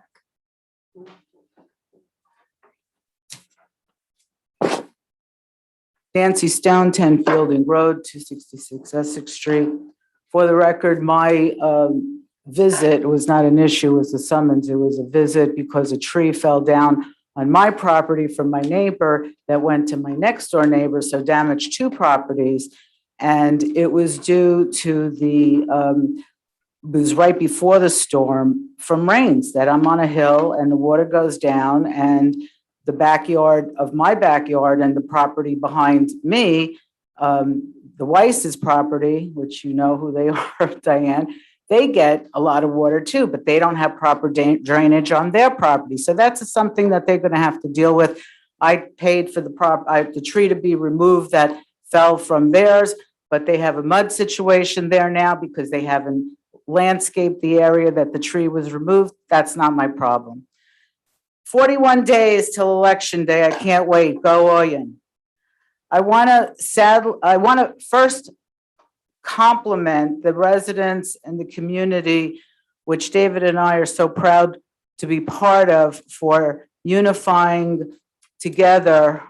And community unity is what Milburn has always been about, and rallying for not only the businesses, which we were very grateful not to have suffered, but that didn't prevent us from helping when needed for families. And we diverted our efforts more for the residents, delivering clothing or meals or what have you to people that were in dire need of help. Sadly, a developer during the EMT award to Stephen Roth, who I've known for over 30 years, and he so deservingly deserved that award, said that, "What are you complaining about tonight?" And I said, "Many of our complaints have been heard by the residents and actions have been taken." Clearly, in many of the changes that have occurred in this township. I also want to add, I told him not too long ago, you I'm pointing to you, was a complainer with her sidekick and with no time limits, ranting for way too long while we get a measly 3 minutes. Shame on you. I also want to compliment this great CFO. Whoever was involved in that was great. But I want to criticize you for approving $250 to power wash her building. PD Properties was given $1,000 and $250, multi-million-dollar property owner, to power wash and do a parklet with planters. Now, I don't understand why the individual businesses did not apply for those grants and get them. So you're supposed to be overseeing, Richard, not doing a very good job. Thank you, Ms. Stone. Let's go to the. Mrs. Stone. Oh, Mrs. Stone, sorry. Thank you, Mrs. Stone. All right.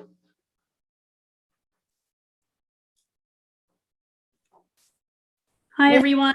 Hi. Can you- Hi, it's Regina Truitt, 385 Hartshorn Drive. I'm going to start out by thanking you for the Zoom option. I'm actually going to see my 91-year-old mom this weekend. I appreciate the option to stay home and be as safe as possible. And I also want to thank you for your service. The day after Ida, I saw many of you on the Township Committee walking around downtown while I and many other Milburn residents helped shovel out the mud from the honestly decimated businesses downtown. I first want to start out by saying, talking about the rooftop decks briefly. I concur with other comments made tonight, and I would advocate for no cutouts in your ordinance at all on rooftop decks. The reason being that many residents live near commercial properties. You cannot always control the noise, the light, and God knows the peering down from people who are on rooftop decks. And as we discussed with the potential arboretum rooftop deck overlooking the arboretum, the barbecue, the potential for barbecues could be a disaster for residents of Milburn who live near those rooftop decks. And I agree with Committeewoman Megan's that we are primarily a suburban town, no rooftop decks in Millburn Township. I also briefly want to advocate that the Rose Garden, the iconic Walbridge Rose Garden in Taylor Park, remain intact. Roses are funny little plants. You need to dig up an enormous hole to move them and keep your fingers crossed that they should survive any move. It would be such a shame to lose even one of them. And I hope that your priority, your utmost priority will be to maintain that rose garden and the rose bushes as they are intact. And thanks again for your service. Thank you.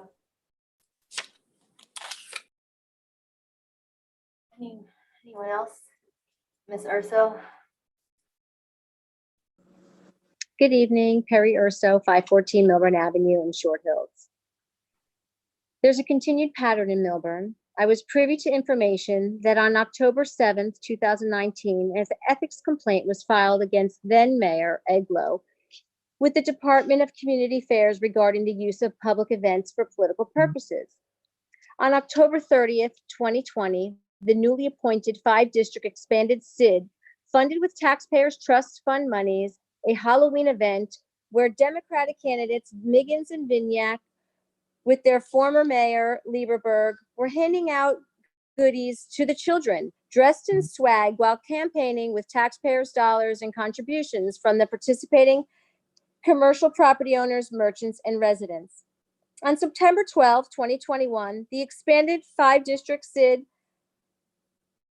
held an event on Upper Milburn Avenue. My husband asked the executive director if he could put a campaign sign on a table, and he was told, no, you can't do that. However, there was various organizations set up camp on our private property without prior consent. This is consistent with all the various reported acts of trespassing on our properties. On Saturday, September 18th, 2021, during a successful nonpartisan event, the Rocktoberfest, orchestrated by tremendous leadership, a New Jersey candidate for Congress was granted the opportunity to address the audience from the stage of the event. Where are you on this type of behavior, Deputy Mayor Wasserman? Remember, you have repeatedly stated that both you and past Mayor Lieberberg are on certain boards as oversight. Do you find that these acts are acceptable behavior in your opinion? This is a continual habit and simply not the law. Would you believe it's time to take a pause and discuss the issues and act like grown professionals and work together to solve ongoing issues? Thank you for your time and have a nice evening. Thank you. We'll close public comment period. I'd like to take a moment to address some of the topics and questions that were raised tonight. Starting with the Rose Garden. I want to ensure that this will be a public process and the members of the Short Hills Garden Club and the entire community will come out. And if nobody wants, and if the consensus of the community and all the people who show up to be involved in this process, and there will be public engagement, don't want anything, none of the roses to move, none of the roses will move. So that it's not being decided by anybody sitting here. That is not the process. We are about to engage in a public process where everyone will have a voice and the voice of the community will come forth. And it's exciting. It's an exciting time. And thank you for showing up, and we will continue to work with you, and you'll work with us, and Juliet was on the subcommittee. So this is just the beginning of a conversation within the community. And we're glad that you were part of it. And you brought up some great points about the roses and the value of them tonight. So thank you.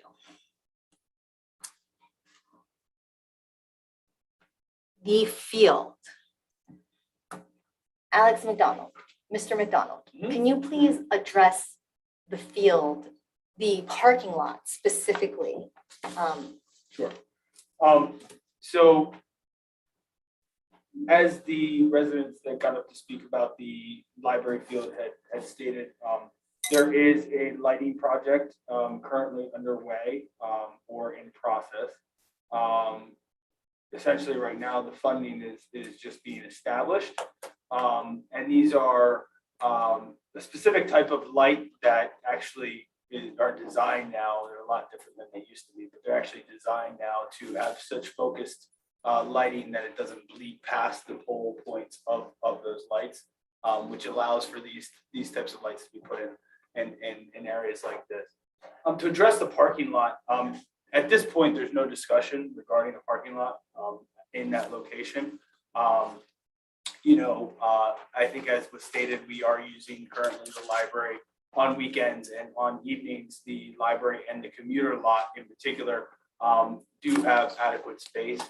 Right now, I think also as a result of COVID and as a result of not many people heading into the city and those all-day spaces not being utilized, there is more capacity. And so parking is not an issue. And so the pavement or impervious surface at that location between the library and the homes, or in between the homes, is not in discussion at this point. But we will and certainly hear you, and we will make sure that you're involved in a process that looks toward that. Right. Thank you for bringing that to our attention, and we'll continue that conversation. But there's no discussion for a parking lot in this moment. The $220,000 that we gave to the fund, the recovery fund, has that been approved? It has not. It's been filed with the Division of Local Government Services as required under Chapter 159 with the resolution and the spreadsheet that goes along with it, and we have to wait for a response from them. Okay, great. After when Ida hit, and we realized the recovery and relief efforts that were taking place, we knew that there was a mechanism for the businesses, for the SID to collect money for the businesses within the SID. We did not have a mechanism to collect money for the residents at that point. I asked a resident to set up a GoFundMe page because there was not a mechanism to collect that money. At first, we thought that it just needed to go to the 2 homes that were total losses. And then we realized, and even now people are still coming out with their needs. So this is a process that of assessing everyone's needs and the damages and the costs. So it was asked, what are you doing for the residents? So on Thursday night, there is going to be the same residents, Joanna and Nicole, who again have been incredibly amazing and helpful and organizing and mobilizing. They are organizing a concert, a relief concert at the paper mill. And the township is, we've had meetings to support that relief recovery fund, which will go just towards the residents at this. That might not be sure. There also were some businesses outside of the SID that were not collected money for. So I think that they are trying to get another resident to start that GoFundMe, and all of this will be pushed out on social media, and there will be a scanned code that people can get to those sites from. So that is how we are helping the residents, but the township does not have a mechanism to collect money and then distribute it directly. And Down the Block, which is also an incredible organization, has partnered with Joanna and McCall to be the mechanism to collect the money, and they are going to help distribute that money out to the residents who need it. So we have not forgotten about the residents at all in this process, and more will come on that in the next couple of days. FEMA, it was brought up, FEMA is not help, unfortunately, and we don't know why, and I was on a call with the mayors in the state. FEMA is not helping giving funds directly to businesses at this point. Their only assistance is through SBA loans, low interest loans. So FEMA is not available to the businesses. So we are very grateful that Steve, to have the SID and the bid in place, which we saw the need for it through COVID, because we experienced this and the hole that we couldn't help during COVID. So we have that mechanism now in place. And just to reiterate, next Tuesday on Zoom, you have to register through the township. So, and it's listed on there and has gone out through the 911. We're having a flood mitigation meeting to talk about what happened, why it happened, and what we're going to do about it at 7 p.m. next Tuesday night. So with that, may I have, does anyone else want to address any of the other comments or questions that were made tonight? I have one comment also, Mayor. Okay. You know, the recovery fund that Explore Milburn is in charge of and is going to distribute grants from. This is for uninsured losses. This is not for businesses that had some insurance, that had insurance, but they were hurt. This is for uninsured loss. So if you walk up and down Milburn Avenue, you can see that many of the businesses and restaurants they're wiped out. They're wiped out. And we're going to, and I thank my colleagues on the Township Committee for stepping forward. I just want to thank my colleagues on the Township Committee for stepping forward to helping these merchants and restaurants. I can't answer questions of who has insurance or why they don't or whatever. But these are our neighbors. These are people that we support every day, and they're wiped out. And I'm very proud of this committee to step forward to help people that are in need. I'm only sorry we can't do more for our residents, but we're going to help our businesses, and it's not in the township's interest to have vacant, decimated storefronts. It's in our interest to help our businesses recover, get back on their feet, and be part of this community. So I stand with Explore Milburn. I stand with this committee, and I really thank everybody for stepping forward, because we didn't know at the time. We didn't know what funds were available, what FEMA was doing, but now we do know. We do know that FEMA and the SBA are offering loans. They're not giving any grants. The state is giving up to $5,000, but that's it. Anyway, so that's my 2 cents. I just have one comment, and excuse me. I'd just like to say to Ms. Pasternak, if you don't mind sharing with me the violations or the visits that were done to your property and others, I don't want to leave this meeting with the insinuation or the implication that the township just goes out looking for individuals who come up and speak at township committee meetings. I think there was rationale and there was reason for a complaint that precipitated our visit to either or any of those properties. And I think that's just a very dangerous and a slope to go down. But certainly I'd love to talk to you about that and make sure I understand it correctly. Thank you, Mr. McDonald. Is there a motion to adjourn the meeting? Motion. Is there a second? All right. Good night, Milburn